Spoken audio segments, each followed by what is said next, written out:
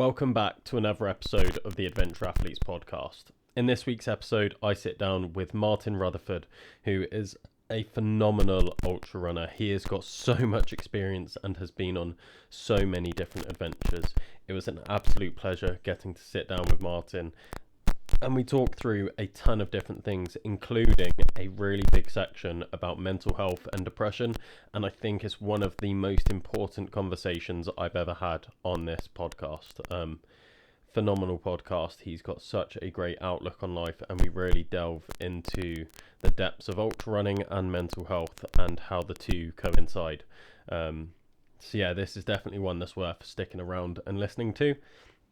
But before we go into it, I just wanted to push a bit more about Adventure Athletes because, you know, it's what I do. So I've recently sponsored Courtney, and George is a sponsored athlete as well.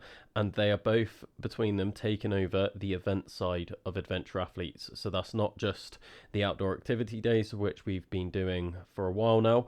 It is the events. We are starting to do different races. So we've got a trail half marathon and a 12-hour backyard ultra style event as well coming out in 2026. Entries are opening in January, so head over to Adventure Athletes Events on Instagram to stay up to date with everything that's going to be happening in 2026 for us. I'm super excited to share it, so I can't wait to see some of you guys on the start line. It's going to be an amazing year. But for now, enjoy the podcast. What was your call to adventure? Yeah, I've seen you asking that question, so I had a lot of time to practice it in my head, didn't I? But I think you know where life changed for me was more recently, 2016, 2017 is when I started taking up the running side of things. But that was probably the turning point where a lot changed. I hit my 40s, and I was working really hard with my business. We were so busy, a lot of stress going on. I was constantly out all day working, and at night I was working in the office too. So trying to relieve the stress kind of was quite difficult to do. I didn't do running at that point. I was drinking, not heavily, but 3-4 cans of beer every single night was the way that I would kind of de-stress and chill out, and I got to the point where it was like, this isn't healthy anymore. I was smoking a lot at that point too. So somebody, my brother, I think it was my brother mentioned to me about this thing called ultra running.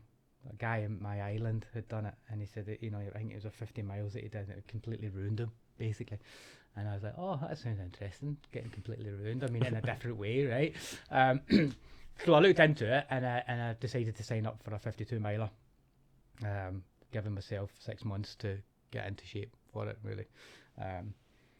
And that's kind of where it started there, really. So you'd never run before that? I'd done like bits and bobs before, 10k, half marathon, and a marathon. I'd done like so.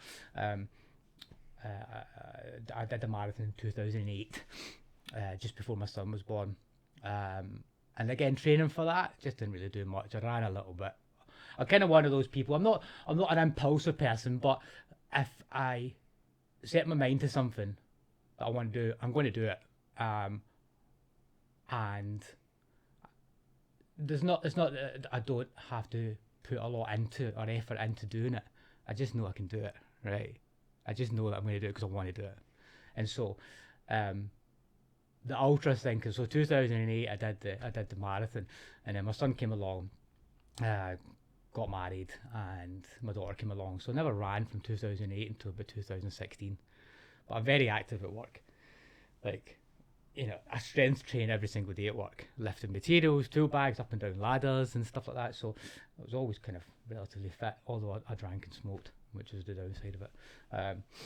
So yeah, jumped to 2016, signed up for a 52 mile ultra over the Melbourne Hills and out and back, and started some training, which was short distances at night when I got home from work and stuff. And once I did that ultra 52 miles, just something it just clicked in me that this is really, I really enjoyed the adventure of it. Like, not so much the adventure of the Melbourne Hills are lovely, right? But it was more of the adventure of where I was going, mentally, than anything else. Like putting myself through that sort of pain, overcoming that sort of pain, and so I kind of enjoyed that. And then that's when I started looking at other stuff. Went into mountain races as well, and then that's where I really fell in love with the running and the ultra running and distances, and so yeah, that was it really. From there, life really changed, and I think I say the running really changed. That it wasn't, things were just happening around at home and stuff. So 2018, 2019, I got divorced, and it wasn't a very pleasant one, sadly. And so the running was something that really helped me to be able to manage that I was going through at the time. It was a way of me being able to switch off from everything. Not a switch off, right? You go out, and sometimes you can switch off. You don't think about what's going on, but other times you go out, and it gives you time to think about what's going on in a different environment, so you can understand it better and go back to the environment you were in with a better perspective and outlook on it to help you manage it. And so that's where kind of the call for the adventure changed my life at that point, really. And I stopped drinking, I stopped smoking. I didn't stop drinking completely, I enjoy a beer every now and again, but I wasn't drinking 4 or 5 cans every single night. I stopped smoking, which was the hardest thing to do. I'd smoked since I was 14, right? 15. So it was hard to do, but easy, because it was what I wanted to do. I knew that by stopping smoking, I would be fitter. Like, I was still smoking while I was running 100-mile races. As soon as I finished 100, so 2018, I did the Pennine Barrier, 100 miles for GB Ultras, and finished second. And as soon as I finished, first thing I did, cigarette and a can of beer in the car park, where I then got a bit of a nap, right? So I was kind of thinking, wow, can you imagine what I'd be like if I didn't smoke or drink so much, and so that was the reason why it really helped me to stop the smoking. But it was just like, I can be quite good at this if I want to be, and it's something that I enjoy doing. So, but I've always been adventurous, even when I was younger. I was thinking of that question. I was thinking of what I used to be like when I was young, and going on adventures, out on bikes all day long, and skateboarding, and being active. Never running. I didn't like running. I hated running. Absolutely hated running at school. We used to have to run 1.5 miles to the playing fields, and it was just horrible. I remember my brother taking me out once as well when I was about 17, around the island, and I was in tears. He took me up through forest and got me to do like a hill session, and I was in tears running home, like 17 years old. But I like being outdoors, and so that's, I've always been quite adventurous from that perspective, and into adrenaline stuff, I suppose. And that's where ultras as well. It's like it's an extreme sport, isn't it? Really, when you're doing different ones, especially the sky races that I'd like to do, when you're running over like Cribgoch and places like that, CMD and places in France and Italy. Yeah. Have you done any sky races yet? So I did. Did the Buff Epic Trail, which was in the Pyrenees. It wasn't classified as a sky race, but it was certainly over ridges. I did do actually the Lake District Pinnacle Ridge race. That's a sky race, climbing up and over Pinnacle Ridges, and I've done Cribgoch multiple times on my own, not through the race and stuff like that. I did the Wells 3000s on my own, and then I did a double Wells 3000s more recently, and out and back on it Oh my god. Yeah, that was really fun.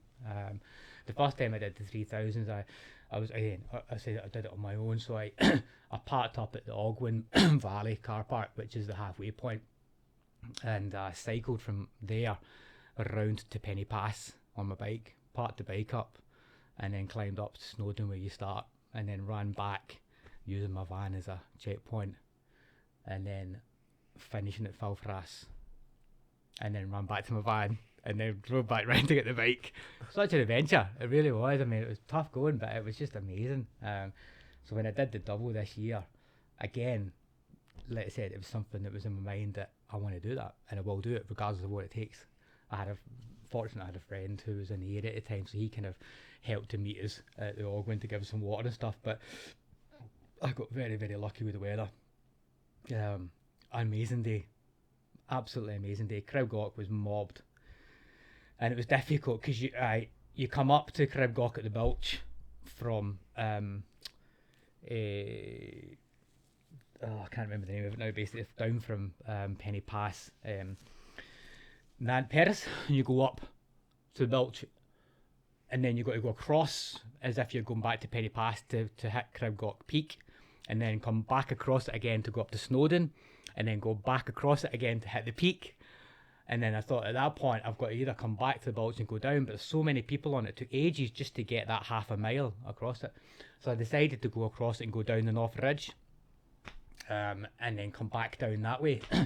I came off the North Ridge a little bit too early and ended up on some real slippery scree, which took a bit of time coming down. But it was all about the adventure at the time, and achieving it was just. It was good. It was really, really good to do. How long did it take you to do the double? Because like that is some going. Yeah, it was 20 hours. 21 and a half hours, sorry. So I did the first reverse in 10 hours and 20 minutes, I think it was, something like that. And then the reverse in 10:45, 10:50, so just over 21, 22 hours it was. Yeah. Bloody hell. I was amazed at that. I was amazed that I was able to keep up that sort of pace, especially coming back. Like when I first did it back in 2019, 2020, maybe I think it was, when I did the solo challenge of it, cycled. I was 10 hours and 51 minutes back then. And so I kind of had that in mind that I was going to be roughly within that 10, 11, maybe 12 hours on both sides. So I had the goal of obviously doing it in under 24 hours. So when I came in 22 or something like that, I was just, it was brilliant. I was broken, right? Absolutely broken. But it was such an achievement. Really good to do. And now I'm thinking, should I go for the treble? And I was like thinking, logistically, how does that really work? I'd need obviously support and stuff like that. You start at Falfras, then you go across, then you go back, and then you finish in Snowdon. Or do you go the other way around? I don't know. So I might then go, well, if you're going to go the treble, why don't you go the quadruple? Why just do the 4? So that's my brain works. Where does it stop with that thinking though? It's like, oh, if I'm doing 3, I'll do 4. Oh, if I'm doing 4, I might as well do 5. Like, where does it end? Do you just get to 10 and be like, you know what, that's enough? It's crazy, isn't it? That you kind of come up with these ideas. I think for me personally, it comes up to it and go, well, okay, that's achievable. Could you do that? That could be achievable. Okay, well, if you can do that, can you do that? Okay, that's not achievable. All right, there's your line. Right, that's where you're going to stop, really. And I think that line for me is always way, way, way up here. Whereas, my realistic line, let's just say for racing purposes, I go out for a race time and I always have a plan A, plan B, plan C. Yeah. The plan A, is so over exaggerated, but it allows me to set my goals, and I like to do that. Like to set the bar quite high,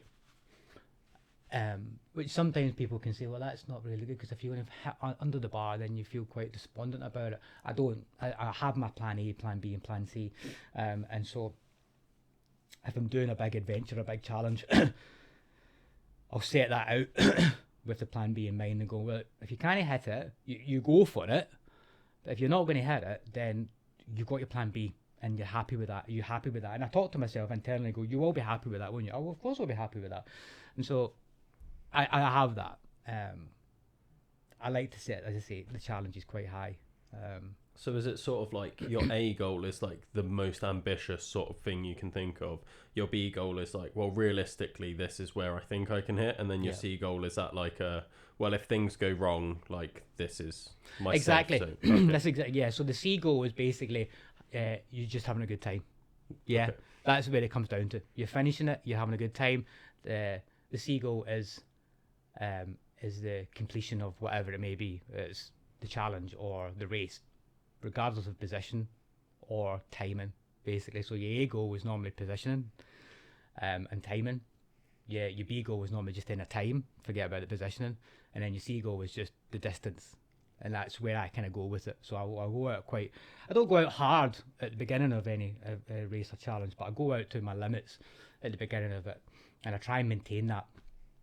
And if I find I'm not maintaining it, then I'm going, right, okay, forget your placing within if it's a race. Let's just say you're going to go where you go, the time goal, and then I'll step back out of that. And if I can maintain that, then I'm good. I'll go with it, basically. So it's like, as I say, I don't feel despondent when I have to step down it because I'm pre-planned in my head and preparing for it.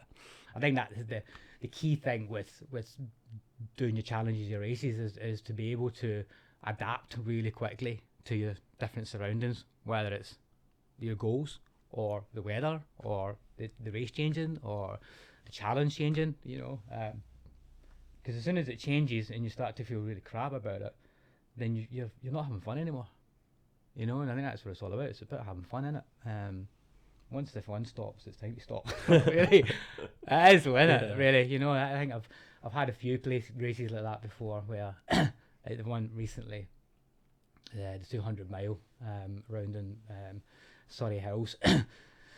I got to the point on that where the timing just wasn't working out. I wasn't going to complete it in the cut-off time, and I was thinking, right, I've got 10 hours left to do 35 miles, and realistically you go, that's not a problem. But after already doing 161 miles with what was that at that point, 62 hours with only 3 hours sleep, I was really slow going. And I was like, I can carry on for 10 hours and probably get to maybe 180 miles, 185 miles, something like that. I won't get to 200. And I'm not having any fun anymore. So I was just like, just stop. You can go home now. You can be home by lunchtime. You can have something to eat. You can have a sleep, and you can get ready for work the next day, because I had work on Monday. So I do that. That's the way that it kind of goes in my brain. Is like, that's the opposite alternative. Do you feel good about that? Yeah, 100%. So I never ever feel bad about pulling out in races or pulling out in challenges, because it's the right thing to do. I always feel it's the right thing to do. There's been a couple of times which have gone wrong, and you go, right, okay, I could have done better with that. I ain't going to beat myself up about it. I'll either go back and do it, or I won't. If I didn't enjoy it at the time, I won't go back and do it. Some people say that to me, would you ever go back and do that race? Would you go back and finish it?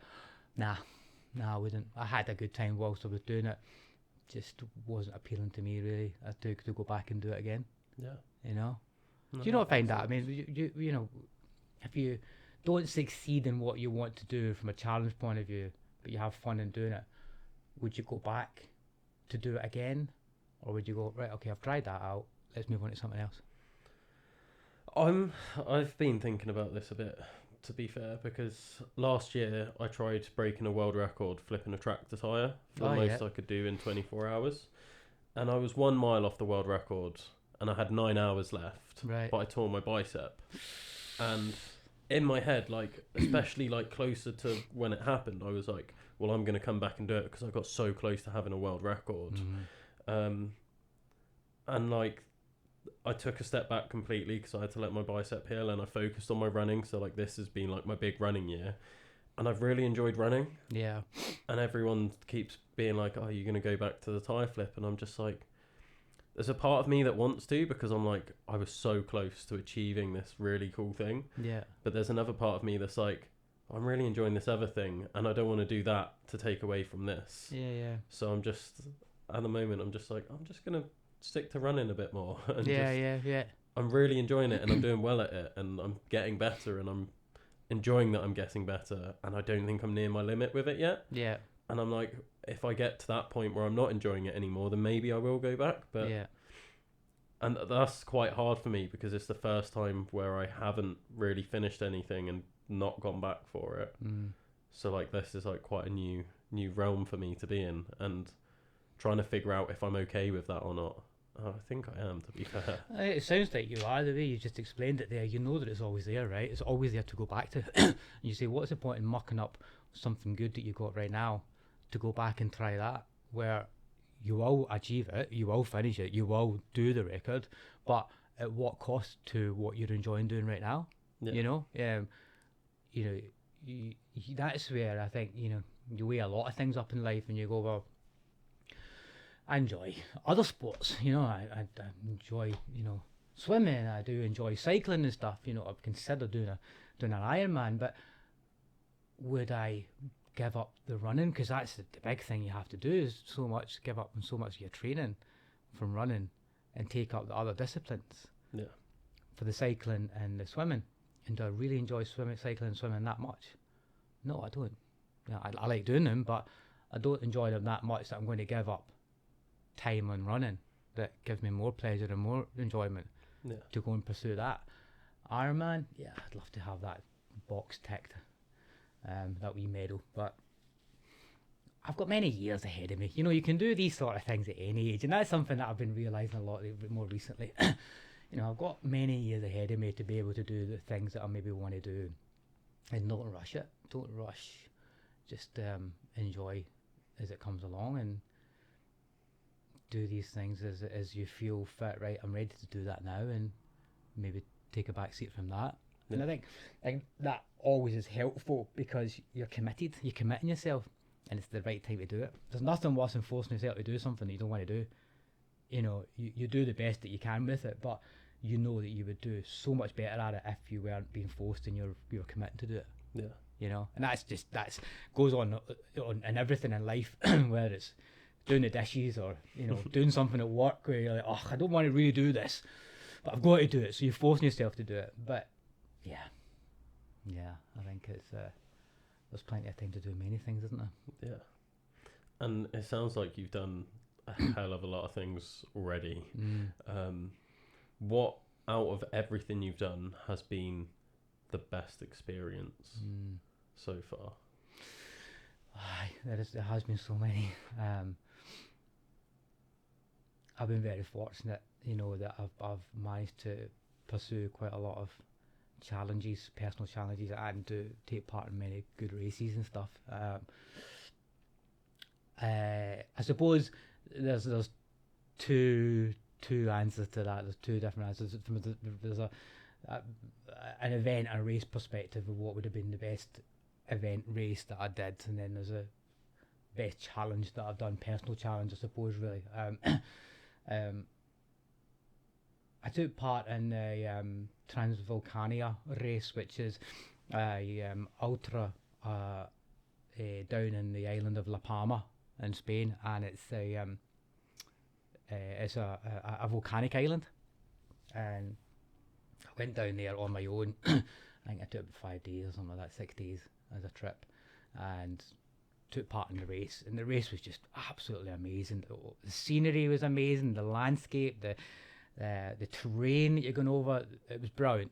The race was just fantastic. It was such a really good experience. But I'd decided to stay for a few days afterwards and explore the whole island on my own, just getting local buses and stuff. And I'd get a bus to the northern part of the island. And the northern part of the island was so tropical. Like, the vegetation, the flora, it was just so colourful. And I'd spend a few hours running around that area there. And then the next day I'd do the south side of the island, which is the volcanic side of the island, and you're running over volcanoes. And that was just mind-blowing. I still, to this day, like, the experience that I had running over a volcano. And there's active volcanoes down there too.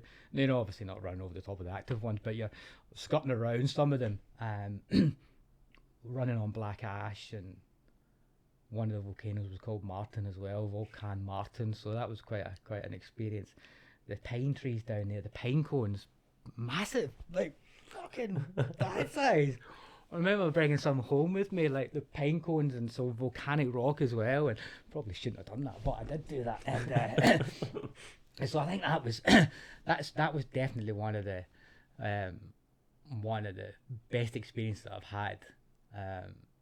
The memorable ones. There's been so many, right? But that was really a really memorable time. The race and the adventure that I had on my own afterwards.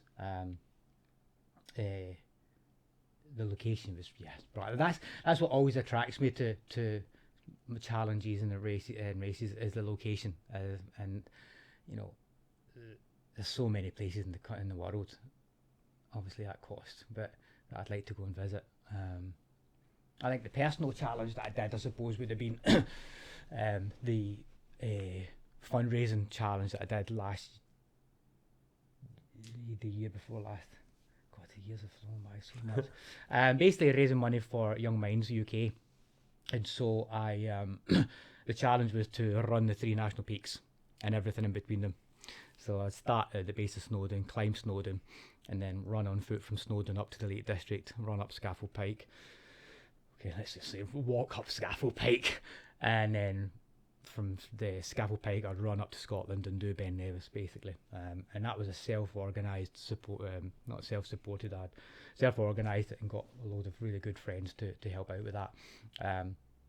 And that was probably one of the toughest things that I had to do, and most memorable for bringing people together and raising money for an amazing charity as well.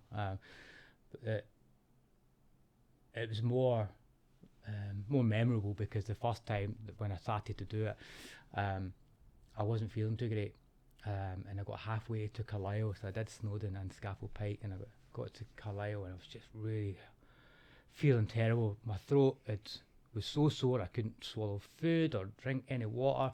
I wasn't sleeping well. I was getting very minimum sleep. I was really emotional, and I had to do a test for COVID, and I found out I had COVID. And so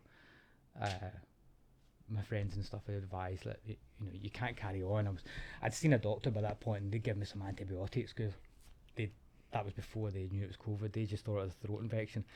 And so the hardest thing that I had to do was to turn around and say, okay, I've got to stop, because I'd put so much time and effort into that, setting the route out on my own, setting out where we were going to stop, who was going to be there, and so it was a massive come down on that for about a month, until I said, right, I'm going to do it again next year.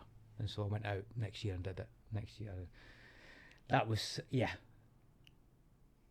and a half days of nothing but just joy, running, right? Waking up in the morning knowing you have to go and run 50 miles that day, and that's all you have to do. You don't have to worry about work, you don't have to worry about paying the bills or anything like that, because obviously I knew that was already great. I sorted that in the background, so all I had to focus on was just getting through that 50 miles that each day, and I was just in my element, totally in my element. There was nothing better, like you're waking up to do what you really enjoy doing. I think it's what everybody kind of strives to do, isn't it, right, with their work and stuff. But yeah, so that's probably the two that I really remember. Yeah, I mean, they both sound incredible, to be fair. Doing the 3 peaks but running between, that is. So I decided that because obviously I like the mountains, and I wanted to put my own little stamp on it. I didn't want to do the FKT or the record route. I wanted to do a little bit different on it. So I was going to go and ascend each of the summits via the technical routes. So we went up over Cribgoch and then back down Pig Track. Scaffold Pike, we went up by the back end of Mickledore, down Lord's Rake, Lord's Rake, and then up and over, and then on the Ben Nevis we went across the CMD Arret, which is the ridge. So that again was something that excited me about getting to each point, knowing that I'm going to be doing something in that area that I love doing. I love. It's not putting myself at risk, because you are putting yourself at risk, but it's just the adventure, right? You know, you get it. You assuming with the climbing and stuff like that. You know, it's such a dangerous sport, right? But such a buzz you get from it, isn't it? Yeah.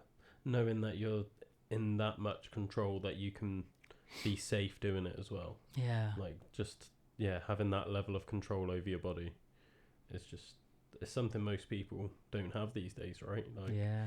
everyone's so sedentary and lives and work behind desks. Like, when do you get out and really realise your body's potential?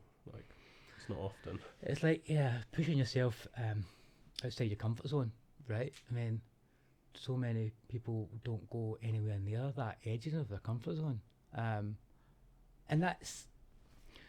it's a shame, really, you know. But some people are happy like that, and I take my hat off to them, the people who can live like that. I just can't. I just know I can't. I can't not live to pushing myself to, you know, being uncomfortable. I get so many situations in life that I feel uncomfortable with, you know, that it's a balance. I don't like being uncomfortable in these situations in life that I have no control over, where it'll be shit going on at work or rubbish at, you know, with the other parts of the, you know, life that throws at you, and you're going to, you know, can't control this. I have to just deal with it. I don't like it. It's outside my comfort zone here. I could just run away and hide, but you have to deal with it. To whereas you're going out and doing something like the adventures that we do, you're in control of that. Okay, you're not in control of the weather. We understand that, right? But you're in control of what happens if the weather changes. Yeah. And so knowing, and that's the other good part about knowing where it's time to go, right, time to call it here. You know, we've got to the point where we're close to this being not a very good adventure. And I've had a few of those before, you know, where I've done some scrambling and put myself in a position where it's like, right, this is not going to happen. I'm here on my own. I need to kind of turn around at this point. I can't continue up that. It was just too. I hadn't done enough research into the route. That was the problem with it. It wasn't a great time of the season. There's a lot of heather on it, a lot of loose earth and stuff on it, and so you kind of go, right, okay, let's not go any further than this. I've been on Crib Goch before when the weather changed, and it's like, right, turn around. You ain't gonna cross this in this weather. It's getting worse. I remember being up one evening, and the wind picked up so much that you heard the howl of it coming up the side face of it, and it was getting louder and louder and louder. And you're like, right, okay, it's time to brace. And I was like, this is not good. I'm on my own again here. So I turned around and went back down, which on its own is a challenge to get back down. But the alternative of going across and trying to get across the pinnacles in that weather, it's just, So I think, you know, pushing yourself to that comfort zone, but knowing where it's time to turn around is so sensible. As you say, a lot of people don't get the opportunity to experience that, and I think it's quite a shame, really, because so many people that have the potential to be able to do amazing things, I think they just need encouragement. Like my kids, for instance, and I think about them, that they've got potential to do absolutely amazing things, but they're young, and so trying to nourish them in a way of going, just try it. If it doesn't work out right now, you've got support to be trying. Just don't not try it. Don't not try that sport, or not try talking to that girl or that boy, or well, not the boy because she's too young, but the girl, for instance, when he's older. But yeah, you know, it's just if they can do well in that kind of thing, and you know, give it a try. I've always been good with the kids. Was try anything. Like my son, when he was younger, he was into taekwondo, karate, boxing, and then we got him on motocross, motor riding, bikes and stuff. And it was always about, let's give it a shot. If you don't like it, you don't like it. But yeah, we kind of went off tangent there. That's fine. I love a tangent. More tangents, the better. Yeah. Do you think that whole thing of people, like, obviously we're saying people need that encouragement to be willing to try and do things.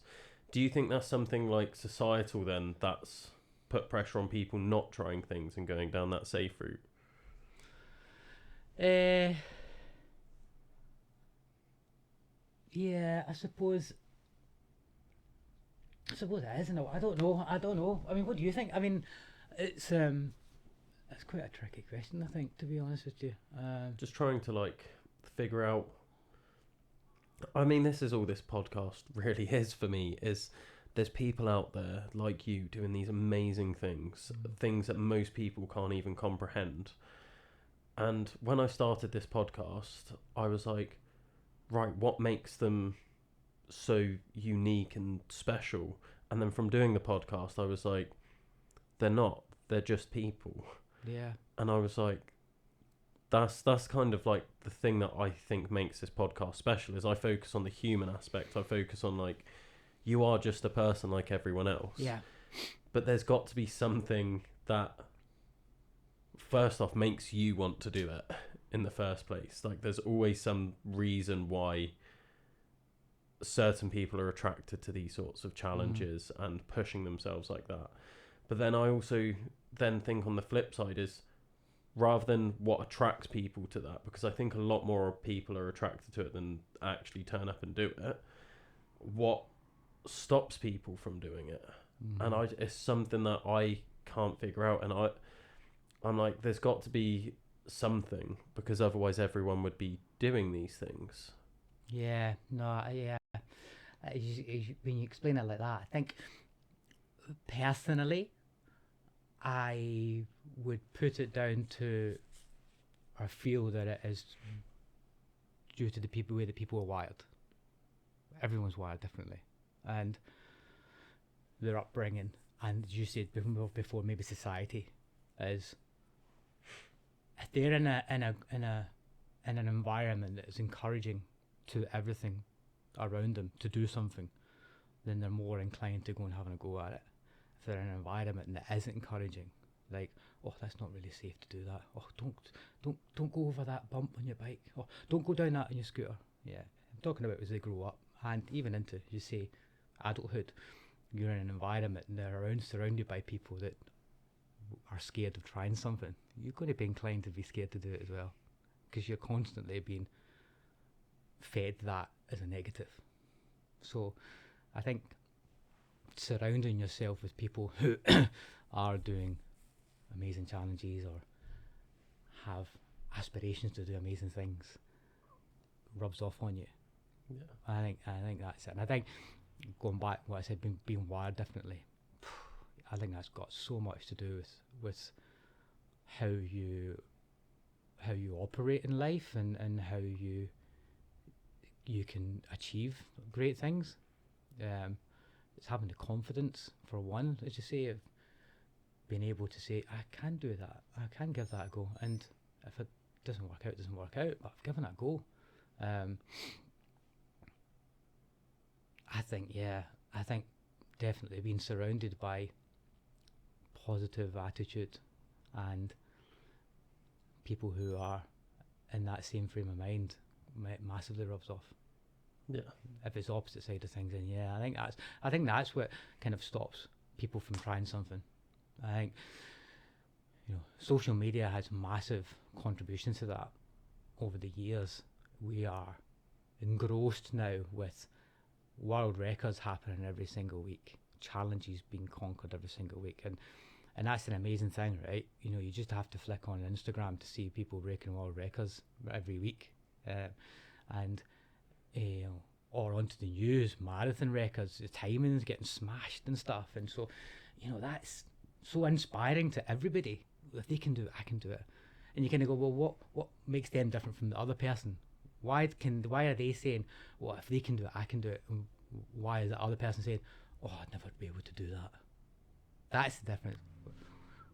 The person who's, I'd never be able to do that, has possibly not had the but the positive energy around them to push them when they were younger or in adulthood, I think. I think, yeah. Do you think the downside of things that I see with social media, so much happening, a lot of records being broken, is no, there was a downside. It's just going up my head now. Sorry, I'll come back to this. I think there was a point I was going to go with that there. I'll come back to this. It happens. So with that side of things then, like the way you explained it, I think is really fascinating, and it makes me think about why I want to do the things I want to do, and I can never really pinpoint what it was that made me look at these challenges and be like, I want to do that, like I'm really interested in that. But I have noticed a massive difference, and it's from starting this podcast, and I get to talk to people like you all the time, and you can see a very sharp increase in, like, my challenges are at one level and they're all like pretty similar, they're hard, I'm pushing myself, and then all of a sudden it's like, right, I'll run my first ultra, and then over 5 years I did 3 ultras over the 5 years, all of them 50k, and all of them I got absolutely battered. And it's like, right, you can see there's that level of challenge there, and then from doing this podcast it's just gone boom. Yeah. And like this year I ran 6 ultras in 6 days, and it's like, how do you go from doing 3 ultras in 5 years to now I've done 23 ultras this year? And it's like, that's just like skyrocketed. And it's all because I'm surrounded by people that are doing these things. They're out doing these incredible challenges. Like the amount of people I know now that do 100 and 200 mile races, and they're all my friends. Yeah. And that's when I'm talking to people that don't run, and they're like, oh my God, you're amazing. And then I'm like, I just feel normal in this circle. Mm-hmm. Like I'm nothing special. That's just the people I'm surrounded by, and it makes it feel normal to do that stuff. But do you do it? So what we're talking about what makes you do it, right? You're doing it because you're surrounded by people who are also doing it, so you know that it's achievable, right? But are you doing it you're not doing it through peer pressure? Are you doing it through wanting to experience it, wanting to achieve it? Or why are you doing? Why did you do a 6 and 6, for instance? I spend a lot of time thinking about these things, and I never get an answer. It's just there's just something where, like, that was just suggested to me, and as soon as it was said to me, it was like there was something in my brain that's like, okay, I'm doing that. And like I'll know instantly whether I want to do something or not. And when Wild Horse was happening this year, and I know it was the first time where I've known people that are doing it. Like, I'd heard of it, and I'd like seen a couple of people like going on about it online, but I didn't know anyone personally doing it. And then I had people from last year's Wild Horse come on the podcast. So when it happened this year, I was like, oh, people are gonna like expect that of me, and I know someone's gonna suggest that I do it. And in my head I was like, I don't want someone to suggest it, because then I know I'll have that moment of like, I've got to do it. Yeah. And as soon, I don't even think the race had finished yet, but someone had messaged me being like, so you're doing Wild Horse next year then? And I was just like, you know what, no, like it's just, doesn't appeal to me. I don't want to do Wild Horse. And I couldn't differentiate why someone saying you should do the 6 and 6 compared to you should do Wild Horse, why one appealed to me and one doesn't. But there's just something there that it's like, I want to do that. And as soon as someone said about doing my challenge for next year, the 300s back to back, there's just something in me that's like, oh yeah, I fancy that. Yeah. I really want to do that. And it's not just with running, right? It's like with the tyre flip. Like, I was coming up with my challenges, and I'd seen someone do something similar online, and I was like, oh, I really want to try that. And there's just something in me that's just like, that's, and it niggles at me. So it's like a little switch, isn't it? That it switches onto it or switches off to it. Like you say, the comparison between the Wild Horse and the 6 and 6, the switch was on for the 6 and 6, but it just wasn't on for the Wild Horse. And it's wondering what's flicking that switch. It's like, why is that attracting me to do that? I think, personally, for myself, what attracts me to do the big challenges, like the double 3000s, for instance, or I've attempted the Paddy Buckley 3 times now, twice solo on my own, and I'll always continue to go back to try that. And it's the sense of achievement. I'm more inclined to doing the personal challenges for the feeling of the achievement you get at the end of doing it. You can do the races and still have a good sense of achievement for completing it, whether it's the distance or the timing and stuff, but there's no a better feeling than setting up, your own challenge and achieving it at the end of it. It's not just the hard work is getting to the start line of a challenge when you're doing your own challenge. Like when I did the 3 Peaks thing, the hard work was getting to Penny Pass to start. It was working all the logistics out, working the routes out, working the accommodation out, where we were going to stop, who was going to support me. It was a constant, making up of spreadsheets and laminating of PDF documents and stuff like that, right? And it was timings and going through, and that's also what attracts me to the Paddy so much as well, is my timings and looking at that. And then getting there to the start line to do it, you've done that hard work and you complete your challenge. There's a bigger sense of achievement because you did all the prep work to it. Whereas if you're going to do a race, you get a sense of achievement of doing the race, but you're turning up, they're looking after you. You really just got to get yourself around, I think, and you said before, doing 100 miles or 200-mile distance, it's just normal to us now because, you've done them before and you're surrounded by people who do them, and that's really it's such a strange feeling, right? When if someone says to you, or go to work or whatever, and they say, "What did you do at the weekend?" I ran for 27 hours up and down Penny Van. You what? 27 hours up and down, same height as Everest. What? Why? Why would you do something like that? Well, I was doing it for charity, obviously, is one thing, but it was fun, That's how you can explain it. It's like a lot of people say, "Why do you do these crazy things?" I go, "Why do you not do them?" Right? That's probably a better question to me. Why do you not do them? I know why I do them, and I want to know why you don't do them. Yeah. And that kind of goes back to what we were talking about before. Why don't they do it? Because they're not interested in doing it. It's not, they want to be they're interested in other things and they're interested in being in their safe comfort zone, really, I think. And I think everybody should experience it. Everyone should experience an ultra. And the ultras are so, what's what I'm looking for basically? They're accessible to everybody now. So accessible. Yeah. The routes that are out there, the types of organisations doing them, and they always have been. But even more recently, I've noticed a massive increase in running, a massive increase in the ultra distances. So many people are doing it. Which is an amazing thing to see people going and giving it a try. But there's still a percentage out there that just don't want to do it, I don't think. I think that was the downside of what I was talking about social media before, the increase in what's happening everywhere. It's becoming quite a flooded market now. And for me personally, that means that prices are going up for events and races and stuff like that, which is the downside that I've found of it, really. And I get that with the present climate of the way the country is in such a position that it is. But that's put me off quite a lot of going to races and doing races. Yeah. It's the price tags. I also think a lot of what I see online is, yes, it's getting more people into the sport, which is amazing. But I see a lot of people getting into it for the wrong reasons. Yeah. Like a lot of the people that get big on social media, and they've got a right to, they've done these big challenges or they've won these races, but they're always almost like the top end of the sport.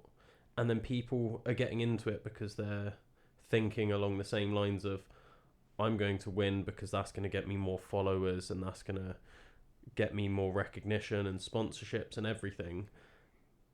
And that's not really why you want to get into the sport. Not from my perspective. Like, obviously everyone's welcome to it. Everyone's got their own reasons for doing things. But from my perspective, I like the adventure of it. Yeah. I didn't get into running because I wanted to win things. I'm now getting better, and I will look at podiums and stuff, and that goes on in my head. But I always try and take it back to, well, I'm gonna just have an adventure, and I do a lot of ultras where I just go out and I run an ultra because I want to, not because there's a set date and a set place for it. I love doing that. I love being part of the community. I like turning up and seeing everyone and supporting people through it. But yeah, events aren't the be all and end all. Yeah, there's two things I would like to talk to you about. So one of them was to do with really how good does it feel to turn around and just say to yourself, oh, this weekend I've got a free day, I'm just going to go and run an ultra. You know, how good is that feeling to know that you can just go and do that, right? Because you're physically and mentally fit enough to do that. I love that. I absolutely love knowing that, do you know what, I'm going to go and do 100 miles over, 2 days or whatever, and I can go and do it, and I know that physically I can do it if I don't fall over. I think that is just a really, really amazing feeling and attribute to have, and confidence knowing that you can do it too. The second thing I was going to we were talking about there was just the social media side of things. 100% agree with you. As soon as before you even said it, that's exactly what I was thinking. Too many people are doing it for the wrong,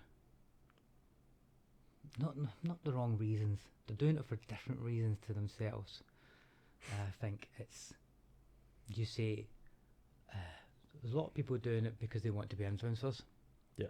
Yeah, I see that a lot. Sponsorships, the ambassadorships, or the clothing, the free stuff, basically. And social media is getting flooded with that. Okay, I say social media, Instagram mainly. I'm not on TikTok and Facebook. I don't really do much on Facebook, but Instagram, I've just seen so much of it. And I think Instagram's changed a lot in the last kind of 6 months, 7 months, maybe something like that even. And maybe it's not. Maybe it's just my feed has changed so much more. Because that's the other thing, the thingy bobs that changes your feeds, the algorithms and stuff like that as well, right? I'm seeing lots more of that kind of content, and I just don't want to see this stuff. So I'm constantly then hitting the button. Stop showing me this stuff. Why not? Because it's and I normally, rather than why not because I don't want to see it, I put down inappropriate because I feel it's inappropriate. So I go with the hardest reason, so they'll stop showing me most of the stuff. But fair play, right? If people want to get into running because they want to increase their influencer status, then fantastic. You're doing a good thing for your personal fitness by getting into it. Great. That's just not how I do it. I remember when I first started the running. I did use it. I used Instagram as a way of getting me out to do my run, right? I would normally post my runs, my training runs, and I would think of what I was going to post at that point, and that was a way of helping me to get out for my run. Yeah, because yourself, some nights you're just going, oh, I just can't freaking ask for this. Oh, why do I need to go out and run? I've got a race coming up. But that's not enough to push you to get out that door. All right, why don't you go and make a stupid reel then? Put it all on Instagram. Why don't you, maybe you could do a picture and you could do this and, oh, okay, I'll go and do that. And that would get me out sometimes, right? But for me, it was a means to an end to be able to get that training run done. And I'd go and get a training run and I feel better for doing the training run. Now it's more of a case of, right, if I've got a race coming up, I'll be training for the race. Just spoke a minute ago about how I'm not really getting into races that much now, so I need to set myself with personal challenges. And I've not got many big challenges coming up next year, so I kind of think, why am I training? And I suppose it's going back to them what we said before is I might just feel like going to run 100 miles next week, so I want to keep the fitness going, really, But yeah, I think people get into running for different reasons, right? I think, and setting challenges is one way of doing it. I can see it from both sides though, right? Because obviously you'll know what it's like being self-employed, but like for me being self-employed in this industry, I have to push the socials a lot and I have to like shout about it a lot. Yeah. But I do it more just because I like it and I want to be able to keep doing it. And yeah, everyone like they're looking at the recognition and everything. But it's almost why I made this big sort of song and dance recently about getting sponsored. But I specifically want to be sponsored by a pickle brand. Right. So I can just, because that's just nonsense, right? Like, no one's getting into ultra running to get sponsored by a pickle brand. Yeah. But I think that would be like the best thing ever. I think it'd be hilarious. Just rock up dressed as a pickle. Just like, yeah, come on. Like, I'm only drinking pickle juice for 100 miles. 100 miles like, on pickle juice, right? And then, Just, and like, I have to... Are there electrolytes in pickle juice? There are, yeah. Is it? It's actually... I don't like pickle juice. I've never tried it, and I do not want to try it. The smell of pickles just puts me right off. Oh, no. Not a chance. Amazing. So, I will not be turning up to that with you unless I've got something over my nose to stop me from smelling the pickles. I only got into pickles, funnily enough, from doing the 6 and 6 on day 5. I just really had a craving for like a gherkin or something, and I've seen like it's massive in American ultra runners. Right, okay. Like, they love it over there, and I was like, there's got to be something to it, and I know like they're quite good with electrolytes. Like there's some serious electrolytes in it, and I was dying, and I was just eating pickles out the jar, and I got to this one checkpoint, and I'd had like enough so like the jar's half empty, and I'm so tired, I'm trying to get my hand in the jar, and I just couldn't, so I just started drinking it, and everyone's just sort of looking at me like, is he okay? Like, what's going on? And I'm like half asleep drinking pickle juice. Since then, I swear by it. Really? It is so good. So what are the big pickle brands out there then?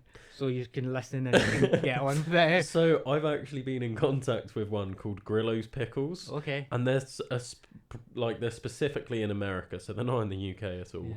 Yeah. You can get them in the UK, but that's not their thing there. And I've recently realised they held a snowboarding competition. Okay. Which I didn't expect from a pickle brand, and they're just like, they're really good at like their social media and marketing and everything. So I'm emailing back and forth at the moment, and I'm gonna see if they'll fly me out to America for a 100-miler or something, just for the nonsense more that than anything. That sounds good to me. That does sound like yeah. Apart from the pickle side of it, I think the whole other part of that is amazing, mate. Yeah, definitely amazing now. But it's just, again, like, I want to look back at my life and have stories. That's why I get into ultras and everything. Yeah. I watched the documentary about the Barkley and just the adventure that is. And that's not all about socials and podiums or whatever. Like, especially when it started, there was no notoriety to it. It's like, you do it because you want to do it. Mm-hmm. You earn the right to be there, and no one knows that it's going on. And I love that. Absolutely love that. And if I can just bring that level of nonsense into my life, so I can look back and be like, oh, do you remember when I got flown to America to run an ultra dressed as a pickle? Like, yeah, I thrive off that sort of stuff. That time when I became the pickle ambassador of the world. I mean, yeah, that was just amazing, telling your grandchildren that story. Yeah, and I just look at like how my life's gone, and I've been talking to my dad about it a lot recently, and I just look at him and I'm just like, how's my life turned out the way it is? Like, I, like you, when I was younger, I hated running. I didn't enjoy it. I used to be that person that would like walk at the end of cross country and things like that, and I wasn't interested in sports and fitness. And now I'm like, I'm working full time as someone in the fitness industry, doing outdoor activities, running ultras, and just going on these incredible adventures. And all my friends are doing the same, and I'm just like, how have I ended up in this position in my life, telling the stories that I've got, and like all the people that I know that I went to school with are just like working normal jobs. Yeah, that was us. So what and when was the turning point for you for that? Really, that is the thing. Do you remember that moment? Your call for adventure. Not massively. I was really into free running. That was probably the thing for me, is I got really into free running and parkour when I was about 15, 16. And I was obsessed with it. And that took me on like that got me into fitness. I had a reason to be training. I wasn't interested in fitness before that, but I got into that sport and I'm like, well, I want to be better at this thing. So I got into that, and then from that, it got to a point where I was trying to go professional with it, and it didn't work out for me. And then I was like, oh, I'm just fed up of doing this now. I've put so much into it, and I wasn't getting what I wanted out of it. And then I was like, but I also can't imagine doing like normal things now. So I started like with a bit of rock climbing and things like that. So I was kind of dipping in and out of different things. And then I'd see things like the Barkley, and I was like, I want to try an ultra. So I signed up to my first ultra the night that I watched the Barkley documentary. Like that night, I just went online, signed up, gave myself almost a year to train, didn't train, forgot about it, and then rocked up and did it. And in that period, I got into the fire service as well. So I was doing like these really cool things, but I think it really switched. So in 2020, I became homeless as a firefighter, and then when I found somewhere to live, I broke my ankle, and then I couldn't walk for 6 months. So I was homeless for 6 months, couldn't walk for 6 months, and then I was trying to refigure out my life after that, and it took like a good 3 years before I did anything with my life really. And then that's when I started this brand, and then everything's just sort of escalated over the past 2-3 years. That was, I mean, it must have been a really tough time for you when you were, one, being homeless, but then obviously not being mobile in a way of your ankle being broken too. I mean, obviously none not being able to work in the fire service as well. Must have been really a low point. Yeah, so I've spoken about this on a couple of podcasts now, but I ended up attempting suicide around that sort of time. And yeah, that was definitely the lowest point in my life. Fortunately, I didn't succeed. But the 3 years following that, I was just in that hole.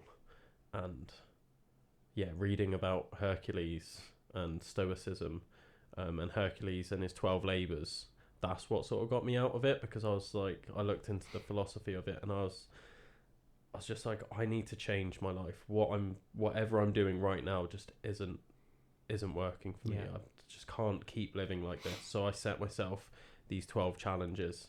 The Welsh 3000s was the first one I did. The first one I attempted, and I failed it. Right. I did the Snowdon Massive, so Cribgoch, Snowdon, and I can never remember the name of the third one that's up there. Got down, climbed the next mountain, and then I gave up. I was like, I can't do this. Yeah. Nowhere near as fit and as strong mentally as I thought I was. That was quite disheartening. And then I gave it a few weeks, and then I was like, do I just give up on these 12 challenges? And I was like, the point is, this going to be hard. So then I did a 50-mile barefoot walk across the Brecons. Wow. I managed that, and then I was like, I'm going to go back. I did the Welsh 3000s then that same year. So I was like, I've ticked off 2 now, and I've gained momentum. And then that's when I tried the tyre flip. So that was going to be one of them, and then the 6 and 6 was my next one, and I've just sort of added to them. That's really good. And that's really, really changed my life. Do you think that from being at that lowest point, it kind of helped in a way to have a better outlook on life right now, as living your life to how you want to live it, right? I mean, sometimes you're forced into a corner where you don't think there's any way out, and you either come out fighting or you don't. You just remain in that corner, right, and just do it all the way. And it's just having that kick up the arse to get you out of that corner, right, is something that is really, really essential. We all find ourselves sometimes stuck in ruts, don't we, of this is not working for me. We just stay at it for whatever reasons, and it's just trying to change that. I think sometimes it's a fear of change, right, as well, as where you're in a job or in a downward spiral of life, and you need to change it, but making a change is so out there, right? And I think having adventures helps you to be able to make those changes. Yeah. Like, it's like we were talking about before about pushing yourself outside your comfort zone. We can push ourselves outside our comfort zone in an adventure perspective, but could we really push yourself out of comfort zone if we were in a life perspective? Changing that job, changing where you live, changing that relationship you're in. It's sometimes more scarier than it is going and climbing a mountain. Yeah. Or running across Crowgawk. Yeah. It is more scarier, because I think it's because of the unknowns. I think you know what you're going to get when you go up a mountain. You check the weather, you check the route, you check the danger side of it, but you don't know what you're going to get when you jack in your job. Where are you going to get another job? You're going to move. Where are you going to move to? You're going to get a house. You're going to be able to move into all that relationship when you come out of it. What's going to come of it? So yeah, I think having the adventures helps with that side of life as well, doesn't it? Really? Yeah. It just, when things go wrong on the adventures, that's when you learn how you can cope with that unknown.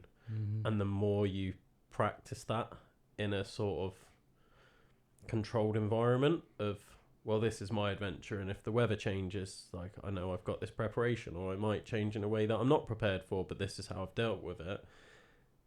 It's just like training your mind to be able to come up with a solution and not freak out. Yeah,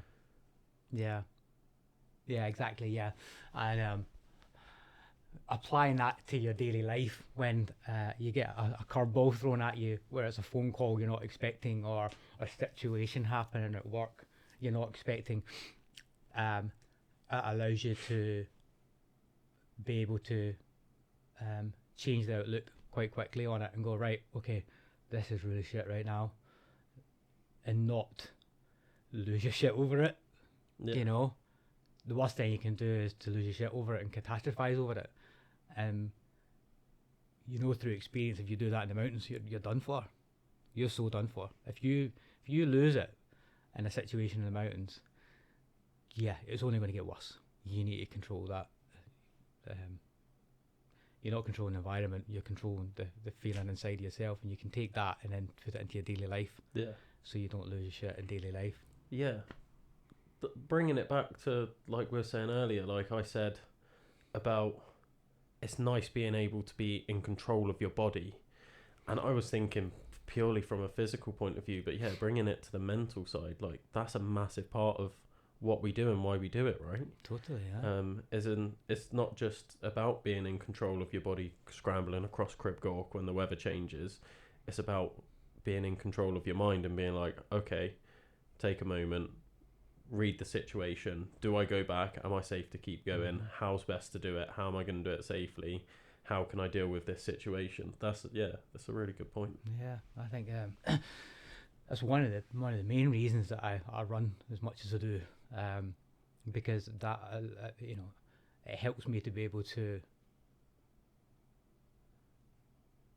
navigate through tricky situations in life. If something comes up on a daily basis, which it normally does, where it's something at work or something, a message or whatever, I'll take myself out for a run. I'll mull over it and think about it whilst I'm running, and it allows me to look in it from a different perspective and then go back to it in a calmer and be able to respond better with it. And I've always found that with running, that I might come back from an adventure broken, physically broken, but I'm mentally stronger, so much more mentally stronger.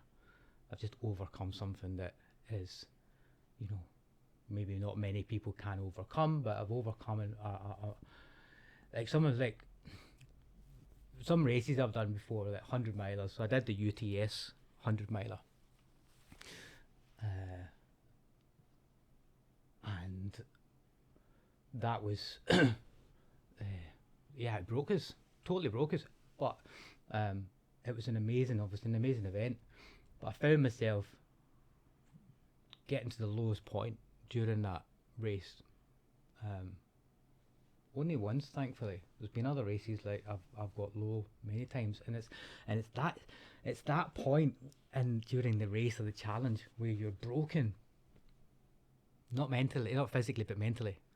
You're exhausted because you haven't slept for 24 or 40 hours, whatever, and you just can't feel that you can carry on. I remember once when I did the Penny Barrier 100, and you do the three Yorkshire Three Peaks twice as part of the route. I was coming back up over Pen again, and I was at the base of it, looking up at it, and it was like 4 a.m. in the morning, and I just broke down at the bottom of it. I was like totally mentally exhausted, and I just remember at that point thinking, well, what are you going to do? You can't do anything. There's no one here to help you. You need to get yourself out of this. And I picked myself up and I climbed it and I went down the other side, and I was so euphoric when I got down the other side that I just hit the lowest point of the race, and I was now on the final straight to finishing it. And it's that I find really helps me in life when I'm feeling really low. I suffer from depression. There's no hiding that fact. Basically, I've struggled mentally on a daily basis, but knowing that I've been to some real fucking low points during races and events helps me to be able to go, right, this isn't as bad a situation right now as it is, Martin. Yeah, you can get over this. Yeah. The same way as you did with whatever else you've done. And I think that's what I pull from it a lot. The physical side of things, I feel I feel good for being physically fit. Doesn't mean to say that I don't ache every single day, right? But I know that physically I'm fit, which means I'm going to live longer, which means I'm going to be able to see my kids grow up more and have their grandchildren, so I'll be around longer. So that is a massive positive. But knowing like mentally that I am helping myself, like people turn around and say, "Oh, running really saved my life," and I mean, well, I don't think the running part saved your life. You saved your own life, but running helped you to be able to work out what is best for you in life, I think. And that's what it did for me. I think it allowed me to be able to see life a bit differently. I've always been into adventures, as I said before. I've always been very extreme with stuff. Like, as I say, when I was younger, skateboarding for a while, BMXing, and then as I got a bit older, into my teenage years, from about 15 to about 20 odd, the extreme took to a different level, which was not a good level, different extreme, where it was alcohol and drugs. And when I finally kind of got through that area extremeness, I found myself, I went to Australia and got into skydiving and scuba diving with sharks and stuff like that, and always looking for that extra thing to push. And I always worried that I would take it too far, because I've got something inside of me wired the way that I am, that I always have to go for something harder. Is it going to break me one of these days? I don't think it will. I think I've got older now with it, where I know where my limits are. I say I know where my limits are. I like to push them, but it's in a healthy manner. Whereas before, when I was younger, it wasn't healthy. Yeah. I think it's when people talk about limits, I always find, especially when people talk about them in a negative way of like, oh, that's my limit, like I can't go beyond that. And it's like, that's your limit right now. Mm-hmm. Limits are fluid. Like, you would have experienced this doing ultras. Like, at some point, running that 50 miles, that would have been your limit. And now it's like, look at everything else you've done, and your limit's somewhere else now. And I've seen this, like, I remember my limit being 50k. That ultra, the first ultra I did, absolutely broke me. I couldn't walk properly for like a month afterwards. And then to get from there to then being able to do back-to-back ultras, it's like, well, was that my limit? And I can't look back and be like, well, yeah, that wasn't my limit. At the time, that definitely was. And I always talk to people and they're like, oh, I can't believe when I was doing this before, I thought that was hard, and like my training was like really rubbish back then, and I'm like, but you had to do that to get to here. Don't discount that, like being like, oh, I wish I'd done it differently. Like, no, you had to go through all of that to learn the lessons that brought you here. So like Yeah. that's all part of it. Like, don't ever look negatively on it, I think. It is, yeah, you're right. It is. It's part of the journey, right? It's a part of the journey to where you are right now with it. We stumble, we fall, we pick ourselves back up again, and it's all part of the learning process. I feel the limit side of things. I think, yeah, I know my limits were within the race or the challenge that I'm doing, but yeah, my limit as to what I feel that I'm capable of. Yeah, I don't know where that is. I really don't know where that is. I come up with fucking crazy ideas every single day, man. I really do.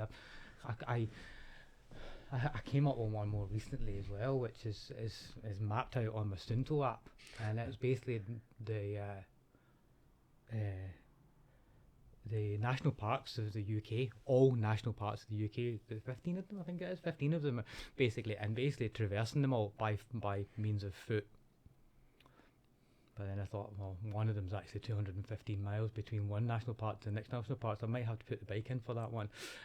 But doing every single national park, doing the highest point in every single national park, over 1,250 miles, I think it is, something like that. Oh my god.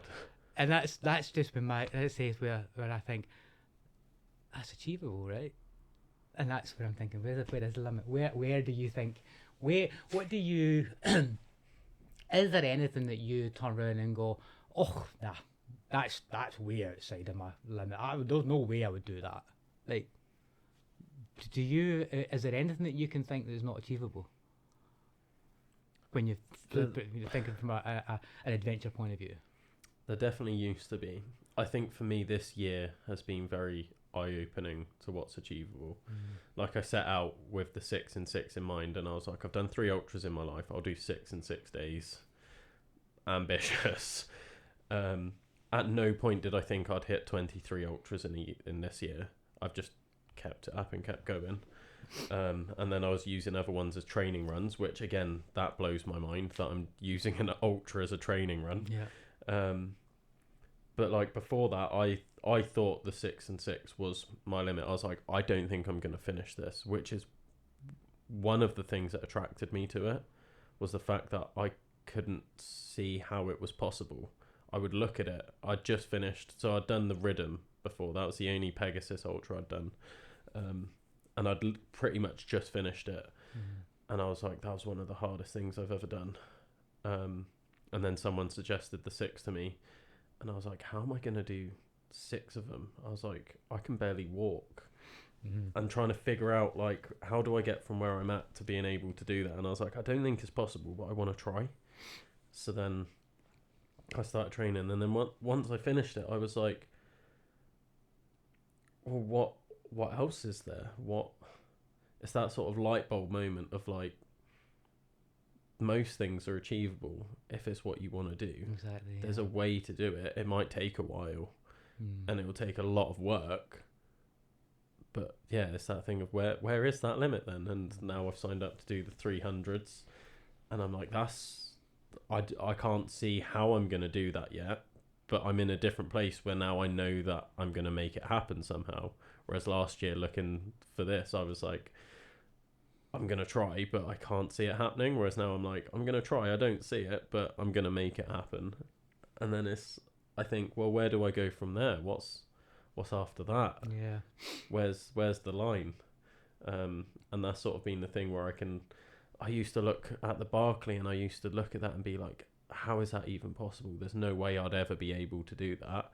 And now I look at that and I'm like, I'd love to give it a try. Like one day I'm hoping I can figure out how to get into the Barclay. Yeah. It'd be amazing. Yeah.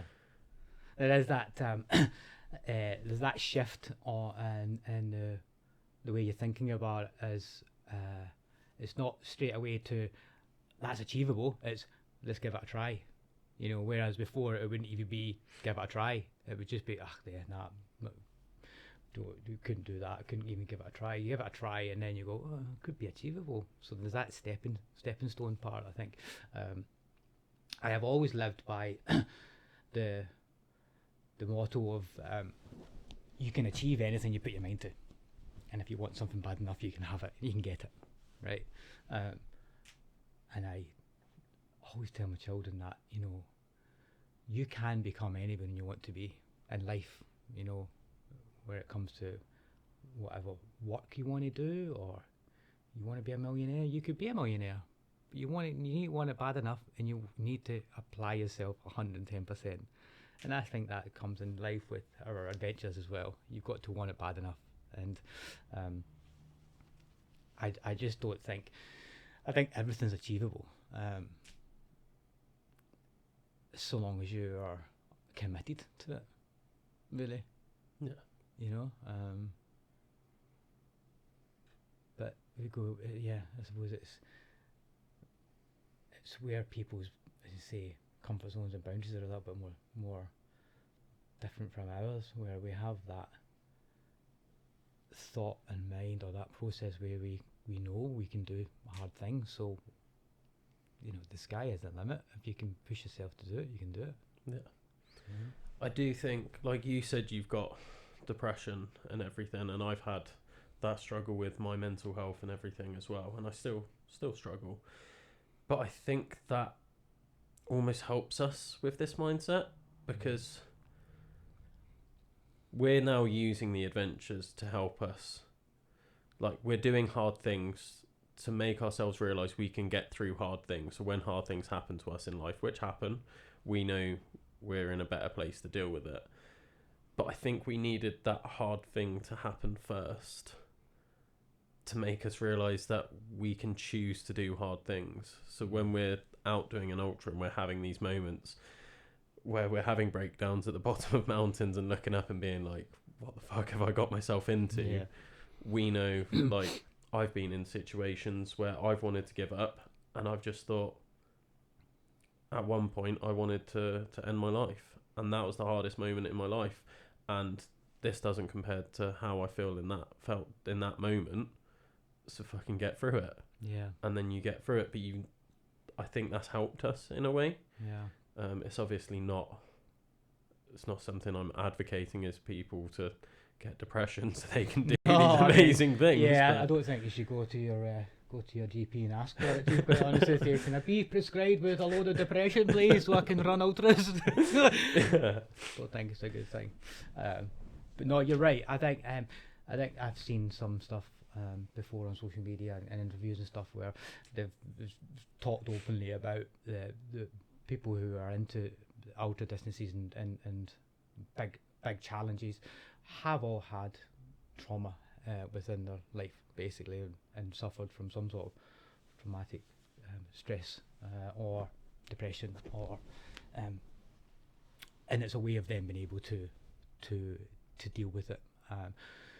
I find with it, I've tried and still continue to try therapy, and I have done for years. I think, like, 2019 was probably.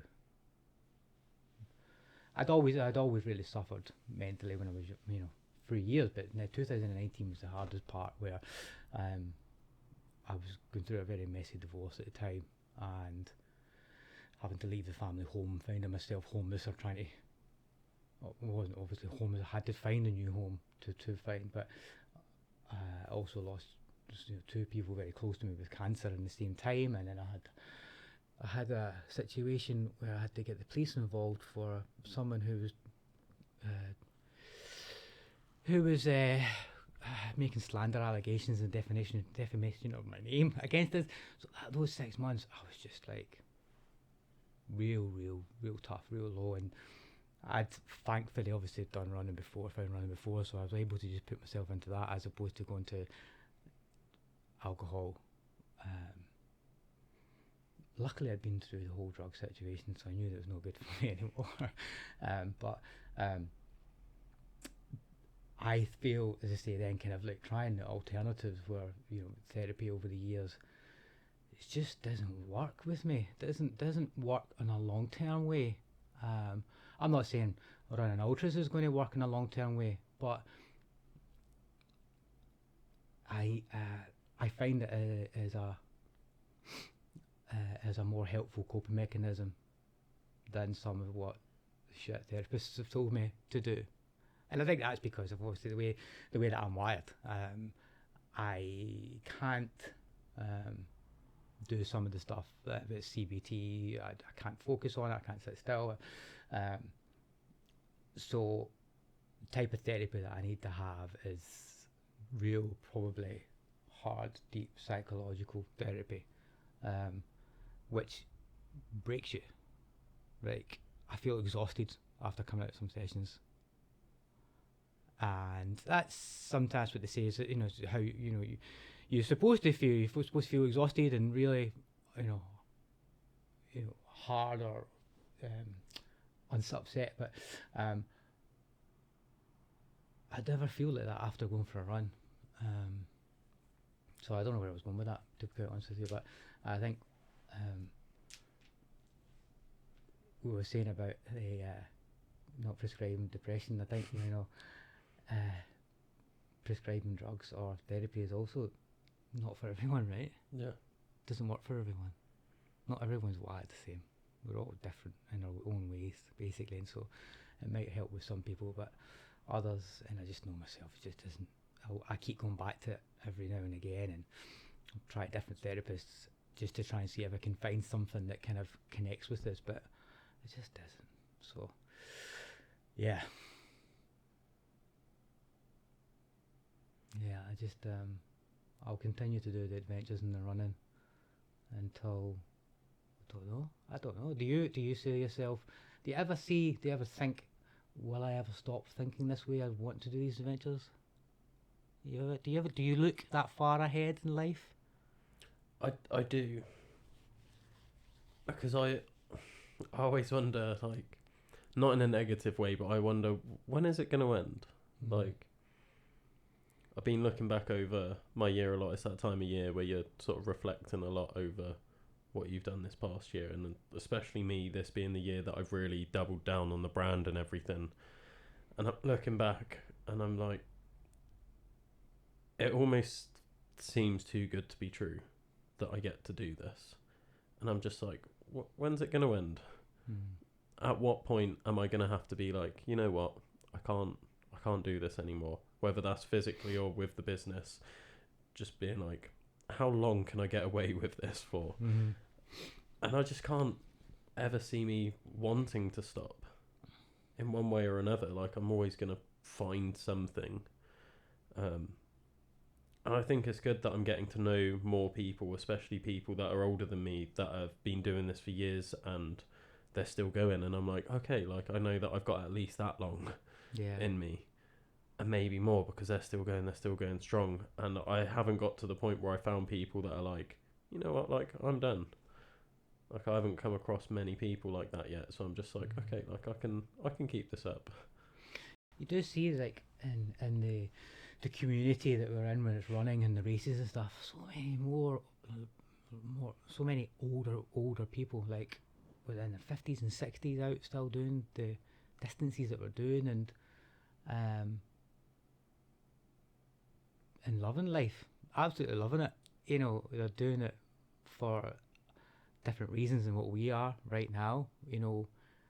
Not completely different. They're doing it for the adventure and the fun, right? But whereas we might be looking at more pushing ourselves to times, podiums, or whatever. Basically, they're doing it for the love of doing it. We do it for the love of doing it as well, but we also do it for that added extra, that little kicker, of.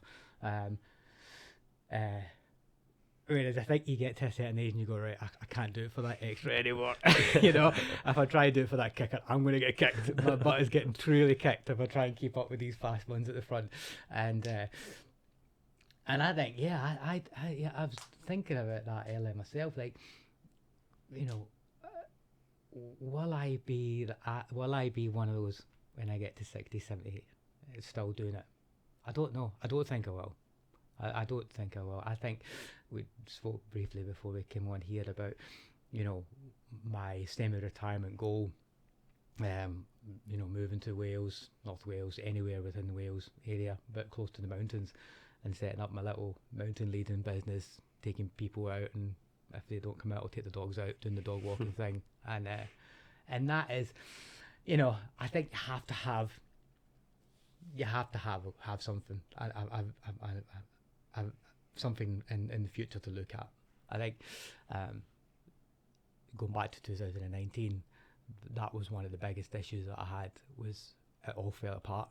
I had, up to that point, the clear goal, the clear sight of what was going to happen in the future. You was being married and setting up for my retirement and the kids and the family home, and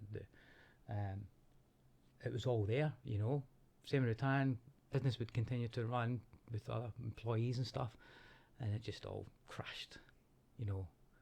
What is that? What am I? Where am I going now? And not having a purpose in life for a long time. That's what I've struggled with for a long time. Not having a real, who am I or what am I doing type thing. And I still struggle with that, on a daily basis. I've got that little vision of what I want to go to, right? But it's so far away. And how do I get there? We were talking about before about how, making that change and that step in life. I need to change my business. I need to change location. I need to move there. And that's just something where it's very difficult to be able to do in the situation I'm at the moment. So I can see that over there, but it's just so blurred, so far away. And so I still have that wake up in the morning and going, right, what's my purpose in life? What am I going to become? Yeah, I struggle with that a lot, and it doesn't help being on my own. And I like my own space. I love my own space, but there's a certain point of that own space where it becomes very lonely. Yeah. And you crave connection. I'm not the most sociable person. I struggle a lot with social anxiety. I always have done, of being able to communicate with people unless we have a common interest. And that's why we can sit today and talk for hours, because we have this common interest. There's not many people that have that common interest outside of the running community. So I've always struggled with being able to connect with people. And maybe that's why I enjoy my own space, because at a young age I've been able to be on my own a lot. But when you get to that point where you crave the connection and you just can't connect with people, it's difficult. And even like going to running clubs and within the running community as well, which takes so much effort for me personally to be able to make that step, to put myself out there into that area. And once I do and I make that connection, if it's one in 20 people, then at least it's been worthwhile, right? Yeah. But yeah, I think we're talking about loneliness. There's being on your own and then there's being lonely and feeling lonely even when you're not on your own. And I feel like that a lot of times. I feel so disconnected from the world. And this is something that, I've been working a lot with my therapist about, is when I feel disconnected, I disconnect myself even more. And the only way that I'm reconnecting is with people with good common interests. People reaching out or reaching out to other people, sometimes with that common interest. But being within a group of people that you don't connect with is the worst feeling ever, I think. Being in a room with lots of people but still feeling lonely. Makes it even lonelier, doesn't it? It does, doesn't it? It really does. Yeah, it's at the point where you need to change your environment. When you're like that, really. And something has to change. I think we're talking about before being backed up into the corner. At some point in your life, that's what happens, and you have to come out fighting with it, because the alternative is not. It's just not good, right? I mean, I often say that I don't have any. I have high disregard for life. I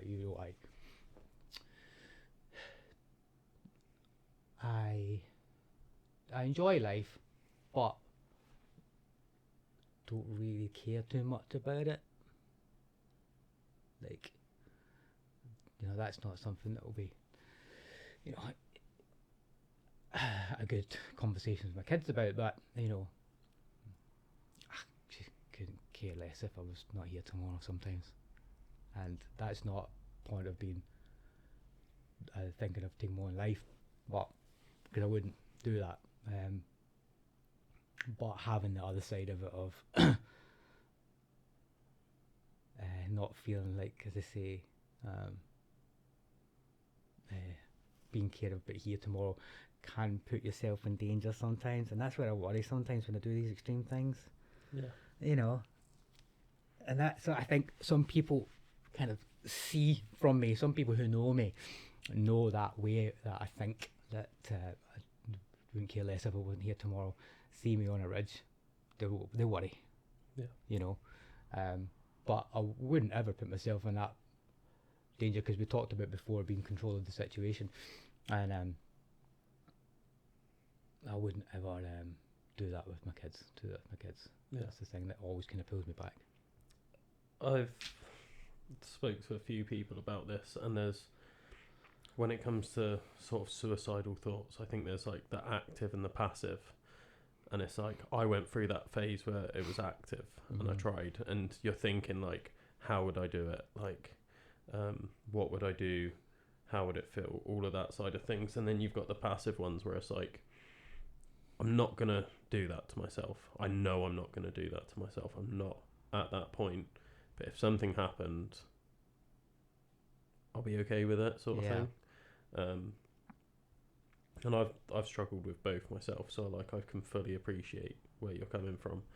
And it's like, and it does make people worry, because they'll see me going across Crib Cork as well and be like, well, are you okay? And I'm like, no, I'm fine. They're like, no, like seriously, like, do I need to worry about you? And I'm like, I'm just out hiking. Yes, I'm on my own, but do things on your own. Like, it's okay. Like, I'm not gonna do anything, and I'm gonna be sensible. If something happens, like, I know when to pull it back, but it doesn't stop you having those thoughts either. So it is a hard one. And you saying about like, sometimes you're backed in that corner and you've got to fight your way out. I think that's the price of change, is things have to get to a certain level of bad before you'll do anything about it. And I think that might be one of the reasons why we do hard things and other people won't push themselves to that extreme, because they haven't hit that cost yet of, say we was gonna walk to the shops, and the shop's like 5-10 minute walk away, probably not gonna drive. But if it's like a half-hour walk, but like a 10-minute drive, you're probably gonna drive. Like, it has to be there's a threshold of, right, I'm gonna get over this discomfort of walking by driving, but it has to be so bad for me to do that. And I think it's the same in life, of it has to hit a certain level of like, yeah, I'm not enjoying this right now. I don't like my job, I don't like my relationship, whatever it might be, but I'm going to stick at it because I know it and it's comfortable. And it has to get so bad before you're like, I can't do this anymore. And that's when this big change happens, right? Because then you get to the point where it's the fear of the change is what normally puts you off doing it, right? But when the fear of the change overweighs the fear of staying in what you're doing, that's when you make a change. Yeah. And you're right. I personally have been at that point for a long time, where the fear of change is not more appealing than the fear of sticking where I am right now. And at some point that will have to come along. I think I think, when we talk about the other side of it, the being so low that you need to ask for help, you need help, not asking for help for such a long time, to the point where, right, I need help now, I need proper help, because the alternative is more scarier than not getting help. Yeah. And I think that's, being able to talk about that, and being open with people. Some people are still not right there with it. This is why, I think why we try and raise awareness and money for charities, like mental health charities, which I've done for many years. Is some people are just not quite there with it yet, and that's okay. I'm not going to force it on anyone, right? But we do need to be a lot more open and being able to discuss it. Yeah. 100%. If it makes you feel uncomfortable, then that's okay. We understand. Just baby steps with it. But we need to be able to talk a lot more openly about men's mental health, especially, because we do struggle so much with it. And it's just, a lot of us go, we just get on with it, because that's what we do. We're guys, we just got to get on with it. And it's not fucking right. It's just not. We just don't have to just get on with it. The world has had this perception of what a guy should and shouldn't do, and for many, many years. And, it's still flipping. It's still not flipped enough just yet, Some people still see guys being vulnerable as a fucking weakness. Yeah. And it's crap, right? I mean, I get where they're going. I struggle with it myself, but I make an active effort to try and be that person that says these things. Like, I only opened up about my suicide attempts last year, and that was back in 2020, so that's 5 years ago now. It took me 4 years to get to the point, and I only got to that point because I started going to therapy myself, start of last year, and I was then fundraising for Big Moose, who were the ones that provided me therapy. Yeah. So I was fundraising for them, and I was putting all these posts out, and I kept going on to people and being like, you should talk to someone, and I was putting it out publicly. And I remember I was doing the 496 challenge, so 1 kilometre on the first, 2 on the second, 3 on the third, and I got to day 26. I'm running 26 kilometres, and I had a stress fracture in my foot, and I was crying to the camera trying to record, because I was recording a video. I'm trying to fundraise, and I'm putting it out there, and I'd done a video every day, and that was the first day where I was like, I don't even know if I'm going to finish today, because I'm struggling to walk, and I've still got 26k to go, and then I've got 27 tomorrow and 28 the day after. And I just remember recording myself and trying to talk and hold myself together, and I couldn't do it, and I was like, I'm just not going to put a video. And then I was like, this is the point of I'm fundraising for a mental health charity, and I'm trying to tell people to be vulnerable and go and get help if they need it, and I can't even post a video. So I posted a video of me like in absolute tears, being like, I feel like I'm letting everyone down, but I'm trying. I'm going to try and get through this, and if you need help, reach out, get help. And I remember posting that, and that was the most impactful video of all of them. That had the biggest impact on people. And from doing that, and then I was like, okay, people need to hear this. So on the podcast, I'm pushing, be vulnerable, go out, get the help.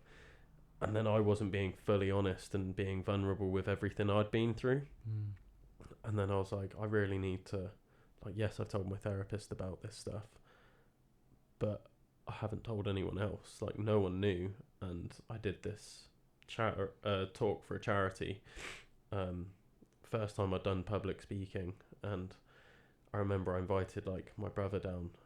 He didn't know about any of this, and he came down and watched the talk, and I'm just stood at the front of the room looking at like friends, family, and then a bunch of strangers trying to give this talk, and I'm just breaking down because the first thing I say is about my suicide attempt, and it was so hard to get over that barrier. So I get why people find it hard to reach out and ask for help, because I'm there and I struggle. There's days where I have those sort of passive thoughts like we're talking about, where it's like, I just don't want to be around anymore. I'm not going to do anything, but I don't know if I can get through this. and I still struggle reaching out. Yeah. And I don't know what it is inside me that stops me, knowing that I've been through it before, and reaching out does help. But it probably is something like all the societal pressure and the way the expectations that are put on men to be that sort of character and be like, we're just going to get through this. Especially as like British people, it's a very like keep calm and carry on mentality, isn't it? It's the stiff upper lip, situation with British people, and that dates back to war times, and we're still kind of, going along with that, and that has a part to play in sometimes. It certainly does. I think, I think, sometimes that we don't reach out because, I don't know, I'm just maybe talking more personal experience here, I don't know, but don't reach out because it seems as if it's coming across as attention seeking. Yeah. Yeah. I used to see it as weak, not as much, still do see it as part of is being seen as being weak, which feeds into how other people perceive and see me. So there's that whole issue going on there of I worry about what other people think of me, and that's why I probably am not as open in discussing how vulnerable or being vulnerable, because of that. Then that's me. I don't know if anyone else feels like that, but that is definitely a lot of the reason why I don't show my vulnerability. I mean, this is probably I've started a lot more over the years with people, with friends, close friends, but even at that, it's still quite difficult to do, because then that brings in a whole other part of you being a burden on them, all you're doing is moaning all the time. It's not moaning, right? You're not moaning, you're trying to express. And I think that again, so there's my brain's working. So there's we've ticked off about feeling weak, ticked off about being attention seeking, ticked off about being moaning, right? And that's all the things that stop me from turning around and being honest and open, basically. There's also the part that I've done it for so many years with my kids, been so strong for them through so much shit that's going on, that they've never seen me being vulnerable. And so Sam is 17 now, and I'm trying to obviously be more open and honest with him about situations, because he's at the age where he can understand, and that's been a real help, being able to talk to him about some stuff that's going on. And it's helped him to be open with me. He's been in a situation where he openly said, this situation that I'm in right now is not good for my mental health. That is something that has been really really not good to hear, but it's good knowing that he feels comfortable to say that at that age. Yeah. When I was 17, there was never any talk of that. There was never. Yeah, and I wish it was. I also wish it was. We wouldn't have had a close friend who took his life at 15, 16. And there was never any talking of that back then. There was never any opening up whatsoever. And maybe if there was, then he may have been still with us. But things have to change, and slowly they are, but it's fucking too slow. Yeah. No, I can agree. Look, everything you were saying there, I have felt myself I feel like a burden. I feel like I'm being weak when I'm showing this vulnerability, and everything you listed. But then I think also another thing, which I don't know if you've experienced this, is when I've had a few of, it's the fact that it's happened more than once to me, where I've opened up to someone and I've had like quite a negative response to it. Like I've literally had people say, I can't talk to you because this is too much for me to handle. Yeah. And it's like, I don't want to then, because that's just them essentially telling me that I am a burden to them. And that's not what you want to hear at that sort of time. Even if it is too much for them, just them then helping you find a different outlet Mm-hmm. or something, or just I've had like so many experiences now where I've opened up to someone and it's just come across as like either they don't care or it's just too much for them, and and then it stops you wanting to do it again. Yes, it does. You're being rejected, and it's that massive fear of rejection, that is horrible things to have, because you know you have to then pick yourself back up again to be able to be brave enough to talk to somebody else about it. Yeah. You know, we spoke before about how people can't handle the conversations, and that's fine.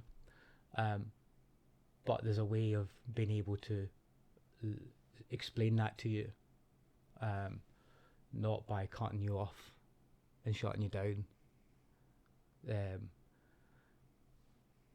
Just listening. You just need to listen.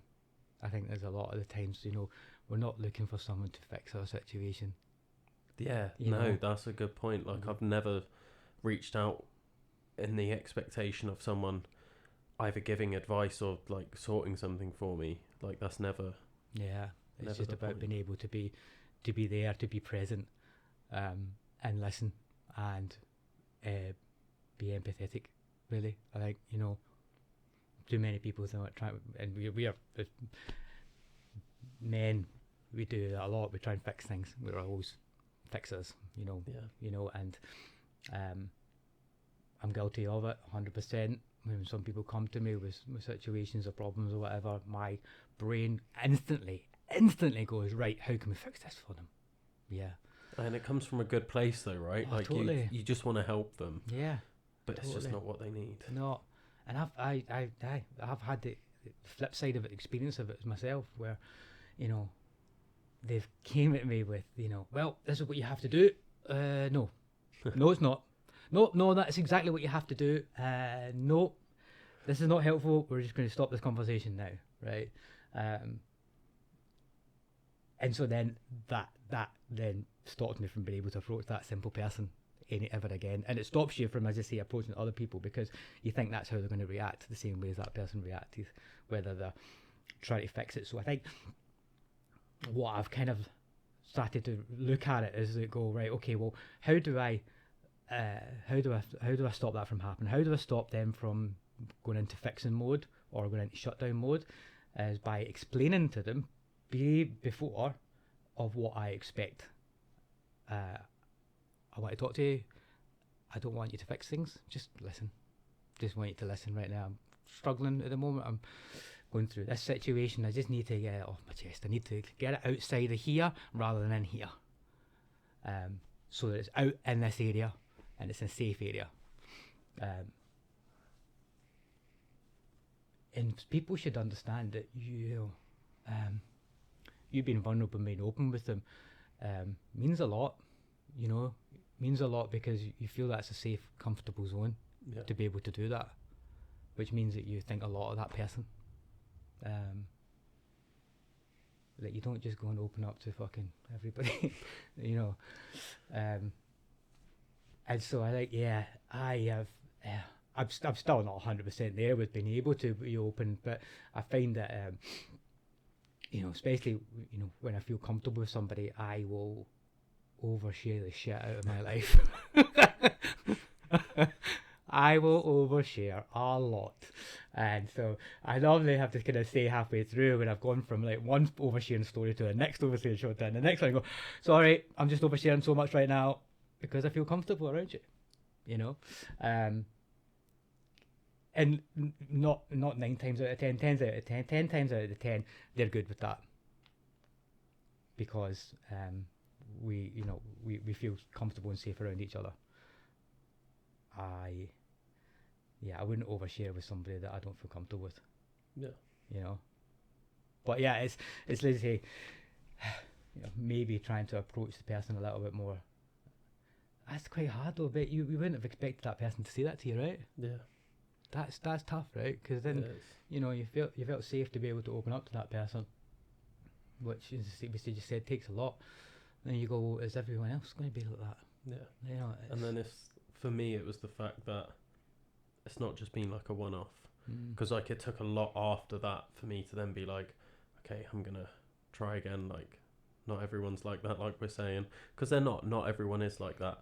But then once I've done it again and had like a similar thing, and then done it again and had a similar thing, and I'm just like, okay, like, am I the problem? Mm. Like, I need to stop reaching out. But it's just, you need to really know that person and have, like, I think what you said about having that chat with them before, being like, right, I'm going to open up to you, and I just need this space. Yeah. Like, I don't want anything in return, because I feel like part of it is probably them feeling like they want to help you, but they just don't know how, and then they're thinking so much about trying to help you, and they're stressed about it, and they just don't know what to do. Like, I don't hold any grudges or anything against it. I don't think that they've done anything necessarily wrong or done it in a horrible way, but they didn't know how to deal with it themselves, and maybe if I'd gone about it a different way, then maybe things would have been different. But so I think it's definitely a part to play on both sides. Yeah, totally. I think you can't put all the blame back on yourself. I think because you're putting too much pressure on yourself there when you're already under pressure by being open with them. So it's to turn around and go, well, I should have reframed it slightly different. Only comes next after being able to open up firstly, because you're putting a lot of pressure on yourself to be able to actually come out with it. And we said this before, but it's about trial and error and learning, isn't it? And it's everybody needs to learn and be able to understand how to be able to talk openly about it and be not afraid of being able to speak about it, and not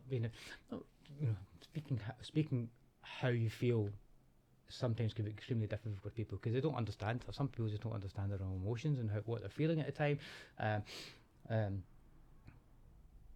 But listening is just like I've been on races before, runs before, races normally 100 miles, 100 mile pluses basically, where I've met some amazing people, and we've ran for hours through the nights, and we've spoke so much about shit that's going on and what we've been through, really. And that just feels, you have that connection with somebody there. You're going through a hard time as it is during the race, and then you're able to open up about the hard times that you've been through in life, and it's a special thing, right? This is a stranger that you've just met. Yeah, I've done it with a few friends now where that I've met on runs, and we became really good friends, and that's something that I go on to now in life with about friends. Like, the friends that I have around me now are only recent, in the past 5 years, 6 years. Friends that I grew up with at school, no longer keep in touch. Friends from my island where I come from, we no longer keep in touch. Friends that I grew up with in London, no longer keep in touch. And so that the ones that I've kind of got closer to now through the run side of things, and that's what I think is one of the best things that running has done for me, is it allowed me to be able to have that connection and friends, really. I'm not saying that the friends that I've had over the years have been for wrong reasons. We've had a good friendship through the years, but there's not been enough there to keep that connection, really. And I think the friends that I have around me all know or have been through similar things, and it brings you together, doesn't it, really? I think that's what's really special about ultras, is like we were saying earlier, when you're in a group and you feel lonely, and that makes you feel lonelier and makes you want to remove more, is when you, although we're all quite spread apart really, when you meet someone on an ultra and they're so similar to you, you feel, when you turn up to the start of a race and like say you've been doing it for a while, so you start recognizing people even at the start lines, and like this is what I found a lot this year, is I've got to know so many people through running ultras, and they all it feels like they understand me. They've been through similar things, like you're saying. Like, we've all had a hard time, which is probably why we're there in the first place. That I don't get that feeling at the start line of an ultra where I feel lonely anymore, like I did on my first one, because I didn't know anyone. But like, we've met people, we've made these friendships, and we don't feel lonely around them. We feel like we can be ourselves and not have the questions of like, oh yeah, but why do you do that? Yeah. Like, they don't ask, why do you do that? No one They're asks there that. doing it with you. Exactly. And Yeah. they're like, well, what's next? Yeah, exactly. Yeah, what are you doing after this? Where, you know, what's your next race or what's your next event? Basically, not one runner on that start line will ever ask that question. Ever ask that question of you? You know, why are you doing this? It wouldn't cross their mind to ask you that. They would be like, why do we do this to ourselves? Yeah. You know? Yeah, You know, that's why that's are we it. doing this? Why You know? are we doing this to ourselves? Yeah, yeah. Because they're there with you doing it. Yeah, And I think that's the differentiation there. yeah, yeah. You're both experiencing it exactly the same, and you know, you ask that question, why do we do this to ourselves? And I think, yeah, for me, that answer was obviously, I enjoy it. I enjoy it so much. I enjoy going into that pain cave. I enjoy getting to those low fucking points and having a proper breakdown in the bottom of a mountain. And just, I think I've thought about it quite a lot as well. It's, you know, I enjoy it because it makes me feel, you know, doesn't make me feel. I sometimes just go through day to day life not feeling anything, no joy, no happiness, no sorrow, no nothing, just numbness a lot of the time. Whereas when you're out doing hard things like this, you've got so much going on. You know, the endorphins are kicking in, the feelings of highs, the lows, the pain. It's like sensory overload, and that's why I enjoy doing it, because it makes me feel alive, I think. Whereas sometimes just day to day, I don't feel alive. I think it's difficult, that, and you think, well, what could you put into your normal day to day life to make you feel alive? Don't know. That's where I think you need to then look at the whole changing of your life. If you're not happy in the position you're in, you need to change it so you start feeling like that. But I think everyone who's on that start line, as I say, has that part feeling of, we do it because we enjoy it. Yeah. You know? This sort of goes into advice that I've been giving people a lot more recently. So I went on a different podcast recently, chatting shit about fitness and ultras and everything. And he asked me at the end, like, what advice would you give people? And I had to really think about it for a minute. And I thought of, like we spoke about, like, with me and looking back over my life and being like, this is just pure nonsense how I've got here, and like potential getting sponsored by Pickle Brand and things like that. And I look back, and the biggest thing that I've been saying to people now is, if you look back at all of your memories, like, because you don't remember your day-to-day life, you remember, like, we're reminiscing over like races and things and challenges and all of this, and I'm like, look back over your life and think about what you're remembering. Do more of that. Like, fit as much of that as you can into your life. Like, you're going to have your day-to-day. There's going to be mundaneness to your life in some aspect. Like, you can't get away from that no matter what you're doing. Like, as much as I love my job, there are days where I don't want to be working. But I look back over this past year and I'm just like, I've got so many memories from this year. Like, I've done 23 ultras. I've gone out and I've supported other people's challenges. There was one where, very last minute, I drove to Scotland and I crewed a 200 miler for someone that I'd met a month prior. Like, I barely knew this woman, and I was like, yeah, I'll come crew you across Scotland. And it was like, cool, drove to Scotland. And I was on crutches and I crewed her for 5 full days. Right. And then I drove back and went to work the next day. Yeah. And I'm just experience, right? Yeah, and it's these experiences, and I look back at that and I'm like, I can remember that. That was a story that I can tell. Mm-hmm. And I'm like, I just want to fit as much of that into the year as I can, and I've been pretty successful this year. Yes, you've done really, really well. Yeah, you're right. It's thinking about that. But I was thinking about the work side of things. We don't like doing the work and whatnot, but that funds the adventures. Yeah. I was trying to remember that and going, well, I don't want to go to work today. Well, you're not going to go on that adventure. All right, okay, I'll just go to work then. I'll just go and get it done. It pays for the adventures that we're having, you know. So, what is the saying? Work to live, not live to work. Is that it? Isn't it? I think is that the right way around saying it? Isn't it? Yeah, because we work to fund the life that we want to have. We don't live to work, and yeah. I think it's a bit of a spectrum as well. Like, I've thought this for a while. So since I've started trying to build this brand, and before I was doing it full time, and I was just doing it on the side, and I was like, one day I want that to fund everything I do, and I'm okay with working my ass off and struggling and working every hour under the sun to try and make this one thing work, because I don't want to work a normal job. I can't sit in an office and work like most people. And then I've got a friend who was really into climbing and loves climbing, and then his day-to-day life, he's a postman, and he's like, it's not a bad job, but like, I don't really want to do it, but it funds my climbing. And I think you have to be somewhere on that, at that spectrum, where it's like, you can be quite happy having a job that you hate, but it pays well and it pays for the life you want.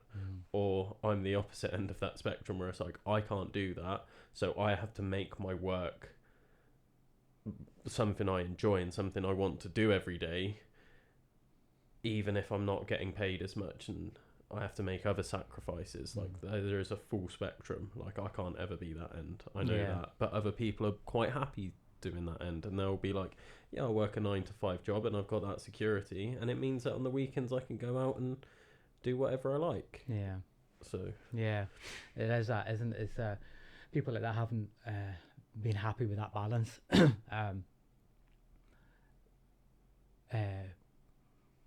But they're set in their times where they can't adventure because they're stuck in the 9-to-5 job, or they're stuck on the certain, the days. Whereas we were talking before about being self-employed and having to go and work for someone, you're losing that flexibility of having the adventures. Yes, sure, you're going to go and work for someone, which means you'll probably earn more money to go towards the adventures, but you'll have less time to have the adventures. Whereas being self-employed, you can say, right, I'm going to take the 3 or 4 days now next week to have an adventure. But the security of the money coming in, it's just not there. And that's where I am, as I say, at the moment. We're thinking about that. It's like continuing with my business to the point where if I can make it work, then it's great. It works fantastically. But when there's not enough work coming in, you ain't having adventures, which is in another part of the start of the downward spiral. There's no work, so there's the pressure of that, of not having enough work coming in to be able to pay for life. And you normally like to go on adventures to be able to handle life, and you can't afford that either. And so, like we were talking before, you start to get back into that corner of going, right, I need to change. I don't know if I would be happy with I wouldn't be happy 9-to-5 Monday to Friday doing the weekends things. Just couldn't do that. Yeah, that's where you got to find your place on the spectrum. Yeah, like, I know I'm at an extreme, other people are the other extreme, but there's people in the middle. And everyone thinks that, I tell everyone, oh no, you should just work a job that do what works for you. If you're quite happy in your job and you get to have these adventures, amazing. I'm not judging you. I'm just saying I cannot be that person myself. Yeah. I think it is. You're right. It's knowing your place and being happy to sit in that place with it. Really, sometimes over years that place might change. And I think it will do as you get older. Your place will start to change in that part of the spectrum, because you won't be happy with one or the other. Might be too much to be in it all the time, and you need to come back a little bit to come into the more stability as you get older, really. Or it might be the other way around, really. I think we all would love to strive to just be in an environment and job that we love doing, and it pays for it, doesn't it? Everything that we do. Yeah. Yeah. The ideal world, isn't it? Yeah.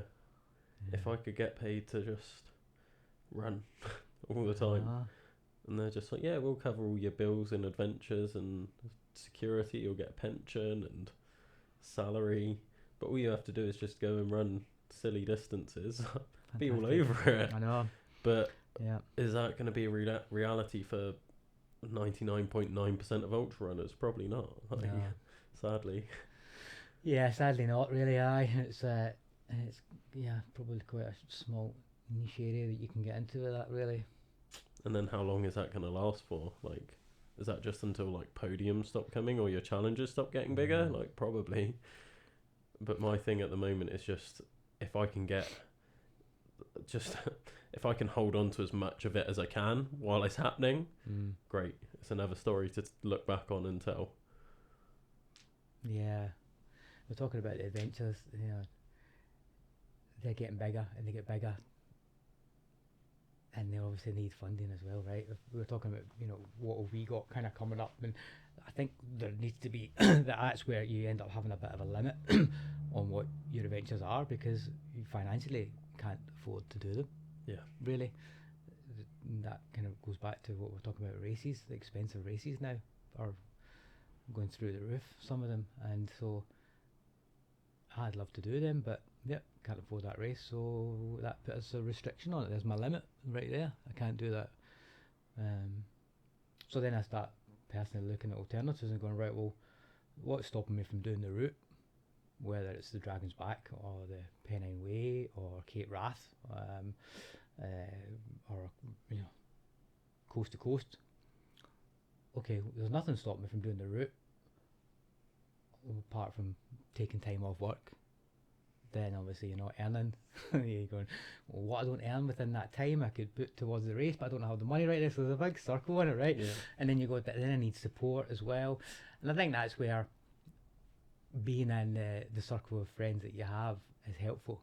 Being in a circle of friends that are as crazy as yourself is really helpful, because they want to come out and support and do things like that with you, you know, because it's an adventure. So I still stick by it. We'll definitely do the Dragon's Back route, whether it's a solo thing, or I manage to recruit some friends to come in and do something with me as well.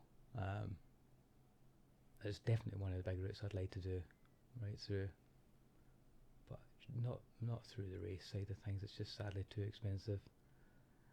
I don't even think if I had the money I would. Do you know that's the thing? No, I'm the same. I know a lot of people that are trying for Dragon's Back, and I'm just like, would I do that? And I had a similar thought to you of like, it's a lot of money just for that, and I was like, I could just go and do the route myself. Yeah. It's like I know enough people that would come out and help me. And like, it's then going back to what we said before about the sense of achievement you'll get at the end of that.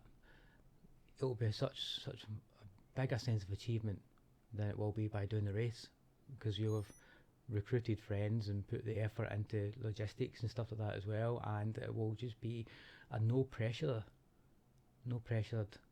challenge, adventure, sorry. Whereas in the race environment it is pressure for the cut-offs, and you know, the pressure of obviously finishing it, and whereas if you're doing it with your mates, it's just an adventure with your mates, isn't it? Yeah. You know? Yeah. I mean, like, you know, what other kind of routes are there in the UK that you think you'd like to do? I mean, there's one big one that I want to do, and that's just the Great British Coastal Path. oh yeah, Love to do that. yeah.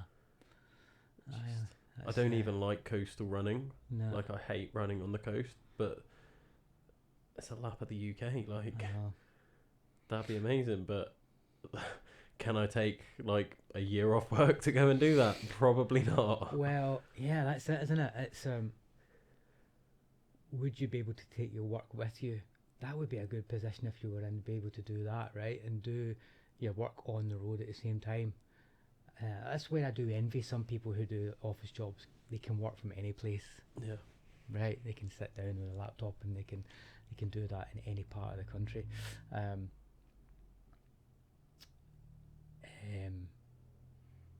but it's you're right. It's a big commitment.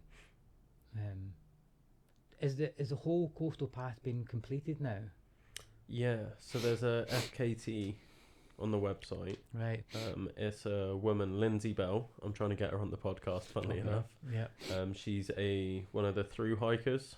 So, yeah, she did the full lap, Yeah. submitted the route. She did it in 297 days. Wow. And I think she had like 40 odd, close to 50 days off within that time. Yeah. So I've looked at that and I've been like, so if I ran 50k a day, how long would that take me? And I was like 200 days. So I was like, oh, I could do that. 200 days, aye. So, but it's like, can I take 200 days off? Can I get a crew for 200 days? I'm just trying to work Things out. like That's 10 months, roughly 10 months, wasn't it? Yeah. I'm just trying to work 250 days, 2 days a year. Yeah, 10 months. Wow. Aye. It's it's a long time, isn't it? But I mean, the adventure you'd have with it, I think you would really need to be able to combine it somehow with your work. Yeah. To be able to continue with funding wise in life, I think. Aye, because if you won the lottery, you don't necessarily have to win the lottery, but if you had a big chunk of money that you won, is that something then you just go, right, doing it tomorrow? You're financially stable, that you could take 200 days off and you just go, I'm packing my bags, I'm doing that tomorrow. I probably wouldn't do it straight away, but it's more because, like, I've always said, like, I do adventure athletes for the love of it. So, like, if I knew that the rest of my life, all my bills, rent, everything was covered, I would still do it. Because I love supporting people and helping with their adventures. So I'd make sure I've like ticked off. I would set a date and then I'd be like, right, so I know I'm supporting everyone up until this date. That's the next date that I'm like free for a big chunk, and then I'm not booking anything in, and then I'd go and do it then. And then that gives me that sort of time to train as well. But like, I did actually apply for funding to do it in 2026 and I didn't get it. Oh really? But like I was prepared to be like, right, 1st of January I'm going to run a lap of the UK. So if anyone's listening that's got that sort of money and wants to see me do it, I'm game. Like, definitely. I will do it. Yeah. Any pickle companies out there that want to do that? Yeah, if a pickle company wants to sponsor it, pretty sure better. If you kind of orientated the UK, it would look like a pickle in some way. Just the biggest pickle Strava map going. That would be awesome, wouldn't it? Strava art, that would eat your heart out with that one, definitely. Yeah. That's definitely a good challenge to have in mind. I'd love to do something like that one day. And there's obviously like a smaller one. So I know like my 300s, that's gonna, like, I've got the time limit of 6.5 days for that. So it's like, I know that's the sort of limit for me. Like we've been saying, like financially and taking time off work and everything, like within a period of a week, as long as I can fit it in a week, I know I'm okay. And I'm hoping to build the business more and more. So then it's like, okay, I can take 2 weeks off and then just see how far I can push that. But like you said, like we're just working within the boundaries that we've got. Living on pot noodles prior for about 3 months or something like that, or baked beans and toast just to save the money on food, right? Not good for your nutrition, but it certainly might save a few quid here and there. You're right. It's kind of like establishing what your window is of how many days you can achieve, and then working with that. I think if you think of doing challenges, that is a key thing that you need to look at firstly. Right, okay, I've got 6 days, right, well, what can I do within those 6 days? What routes could I do within those 6 days? Because there's other ones that go, right, I'd like to do that route. Okay, well, that's a 15-20 day route. That's not even achievable. So I would prefer to look at it the other perspective, the other way, and go, right, I've got 6 days. What can I get in within those 6 days in this country? Or can I afford to go somewhere else and do something abroad? Because like there's many routes in this country that are amazing and would attract me to doing them. Like we said, there's a route it goes all the way through Scotland. Starts off Hadrian's Wall, I think it is, roughly, and it takes in a lot of the old Scottish national trails up through part of the little bit of the West Highland Way into the Cairngorms, down onto the Great Glen, and then up onto the Cape Wrath. So it goes all the way. That's something that really does interest me because it's not a well-known route. It links up a lot of historical national paths, and you're never really on like the main ones for a long period of time. Like I said, you do jump onto the West Highland Way and the Great Glen, but you're doing other bits and bobs in between. I think the distance for that, I don't know, I'm 600 miles, something like that. I think it is. Wow. Maybe 500-600 miles. I've not noticed many people doing it. That's something that attracts me to a challenge of not many people doing it. Yeah. Probably don't put this on there because lots of people look up now and do it. They're not attracted to it. There's been a few, but it's been mainly by hikers that have done it. And so I kind of want to look at that one maybe next year. And I need to just look at the logistics of it and stuff, and the distance, overall distance, and the time that I can take off what to do it. But that's all I've got really for next year, right? No, I don't have that for next year. The only thing I've got for next year at the moment is the Backyard Ultra that I did this year around the cycle route.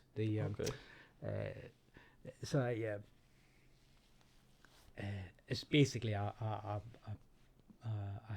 redwood cycle park. It's a cycle route, right? It's a 1.5 mile loop, tarmac, where cyclists go and train, and you have to do 2.5 loops to make up your yard, 4.612 I think it is miles, and I've been invited back to do that next year because I won it this year, and that's the only thing that I've got in the diary for next year, with the exception actually of the 1st of January. I'm going to go to North Wales and spend 24 hours running around the Great Orme, just because I've got the day free and I want to start the year off to a nice start, right? Awesome. I did it a couple of years ago. So this year, my kids are with their mum for New Year. They're with me for Christmas, which is amazing. They'll go with their mum for the New Year, and so I'll find myself on my own New Year. So I'm going to head up. I'm heading up to the Lake District on the 29th to run the Cumbria Way with a friend. It's on his bucket list if he wanted to do it this year, and so he kind of said, "Do you want to come and do it?" And I was like, "Yeah, why not?" I mean, what is it? He's like, "Well, it's a traverse across the Lake District from the southern point of the Lake District to Carlisle, 71 miles. So I've always wanted to do it. I've got a friend who's willing to support us if you want to do it with us." I was like, "Yeah, okay, sign me up for that." So we're going to do that on the 30th. Start on the 30th of December, with the aim of doing about hopefully 15 hours. So then on New Year's Eve we should have finished that, and I'm going to travel down to the North Wales, Clondugno, where I'm staying the night in the wee Airbnb, and then on the 1st of January I'll set off around the Great Orme, and I've roped in a couple of friends to come and do some of it with us as well. Awesome. I just feel like, being on my own, I need to do something. I need to get out. I can't sit. I'm not a big drinker anymore. I don't celebrate New Year in that way anymore. And so waking up on New Year's Day with a hangover is my worst nightmare. You know. Yeah. You know, I wouldn't. I don't see how starting a year off feeling like that is a good or a positive way. But some people might go, "Well, spending 24 hours, is that a real good way of spending it?" Yes, it is to me. That is to me. We did it a couple of years ago. The 1st of January, my friend and I, we ran 40 miles around Wales on the 1st of January, just for fun, you know. So that's the only thing that I've kind of got to say next year at the moment. But there'll be other stuff that will come up. Say ideas come in daily in my brain. So they do. It sounds like it, to be fair. Yeah, And I love definitely. the sound of them. Like, Yeah. we'll have to go on an adventure at some Oh, point. totally, definitely. Yeah, I will. Yeah, I've got a route that I've plotted out across Brecons and Banal Bercheninoch. I can never say the second part properly. But yes, it is a route that I plotted to tag all of the peaks over 600 meters from one side to the other side. I'm very interested in this. 57 peaks it is.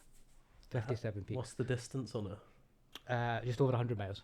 Oh, wow. Yeah. Okay. Yeah. Oh, serious Yeah. stuff then. It takes in one of the national routes, goes across there. Is it the Beacons Way, I think it is. So you do quite a lot of that, but you do need to get off of that to tick off some 600s that aren't on the route. So there's a lot of kind of out and backs. When you kind of get to the fans, there's parts of the way you have to do. It might be Fanny Big, where you got to do that, and then you got to head down to the 600 peak there, then come back up again. Oh, it's going to be horrible, and then go back down and around. But you can start either end. You can start in the west and finish on the east. But I think logistically it's probably better starting in the Black Mountains. So you would start Cricklehow, I think it is, just south of Cricklehow, round about there, and you do a lot of the Black Mountains on a big loop. Yeah. So logistically you can go, right, I'm going to park up at the return leg of that, and then I'll run the 5 miles down to the start, and you got around the Black Mountains, then you're at your checkpoint, and then you've got to go from there and set up another checkpoint. That's why it would be good to have you, because I need multiple checkpoints. So that's the best thing about getting people involved in it, because then you can go, right, this is more achievable now. Yeah. You know, you have your car there, I'll have my car here, you have your car over there, we're sorted. That's our checkpoint sorted out. And so that's the next part, is from Cricklehow over to Story Arms, and then Story Arms you're over to the final point on the other side of it. But yeah, I was going to try and attempt to do that this year, but just things got in the way, and doing it solo, self-supported, was just not going to be achievable. Yeah. No, that's fair. But yeah, I will certainly give you a shout when I if I'm free, 100%, I'll be up for that. It's amazing. Yeah, sounds like a proper adventure. It's going to be brilliant. I think looking at a good time of the year to do it with many daylight hours and dry underfoot as well, but would be the best time. But it's just, it's those kind of things that I kind of come up with and go, right, okay, well that sounds good. It's got to have some sort of attraction to it. So ticking off every single one of the 600 plus meter peaks is the attraction for me on it. Going from one side to the other, it's not really, 100 miles, it's not a big enough attraction. Yeah. I've got to put something else in it. Yeah. It's like we were saying before, just doing 100 miles. No, it's got to be something extra on top of it. Okay, how about doing 100 miles and Everest? Can we do Everest and a half? All right then. Yeah. Yeah, that's the kind of the idea that I've got next year. Oh, incredible. Well, I can't wait to see how you do with it, and to see what other adventures you come up with throughout the year. Yeah. But yeah, I think that's a good place to finish the podcast. Thank you so much for coming down and coming on. I really do appreciate it. No, thanks very much for reaching out and having this. It's been great to chat with you, mate. Even if we weren't doing this, it would just been nice to chat with you anyway. Yeah. It's been a great chat, and many more to come. Hopefully we'll get in touch next year and get some adventures booked in. Yeah, definitely. Nice one. Cheers, mate. Thanks again for listening to another episode of the Adventure Athletes podcast. It really does help having the listeners, the viewers, and the subscribers. We're growing as a podcast. We're pushing the YouTube side now, so there's going to be more YouTube videos coming out, which is going to be awesome. In January, we've already started recording them. We just need to edit them, schedule them, and get a bit of a backlog, so then we're not stressing trying to do constant releases, but we are going to keep them up regularly. How regularly, we don't know yet. It's at least twice a month, and we're just going to see how that goes. But make sure you're subscribed to keep up to date with all of that sort of stuff as well. I'm really excited to be branching out Adventure Athletes even more, and this is all thanks to the support that we get from you guys in the community.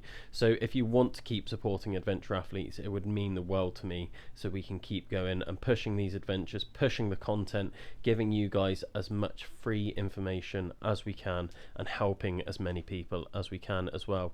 So if you want to support us, do the usual, like, follow, subscribe, whatever it may be. Share it around with your friends and family, but also head over to adventureathletes.co.uk to sign up for some of our services, whether that's the events like I announced at the start of this, whether that's the coaching, whether that's sports massage, or anything that we're doing. We've got a bunch of things on the website and a big year ahead of us. Thanks for listening, guys, and I'll catch you next time.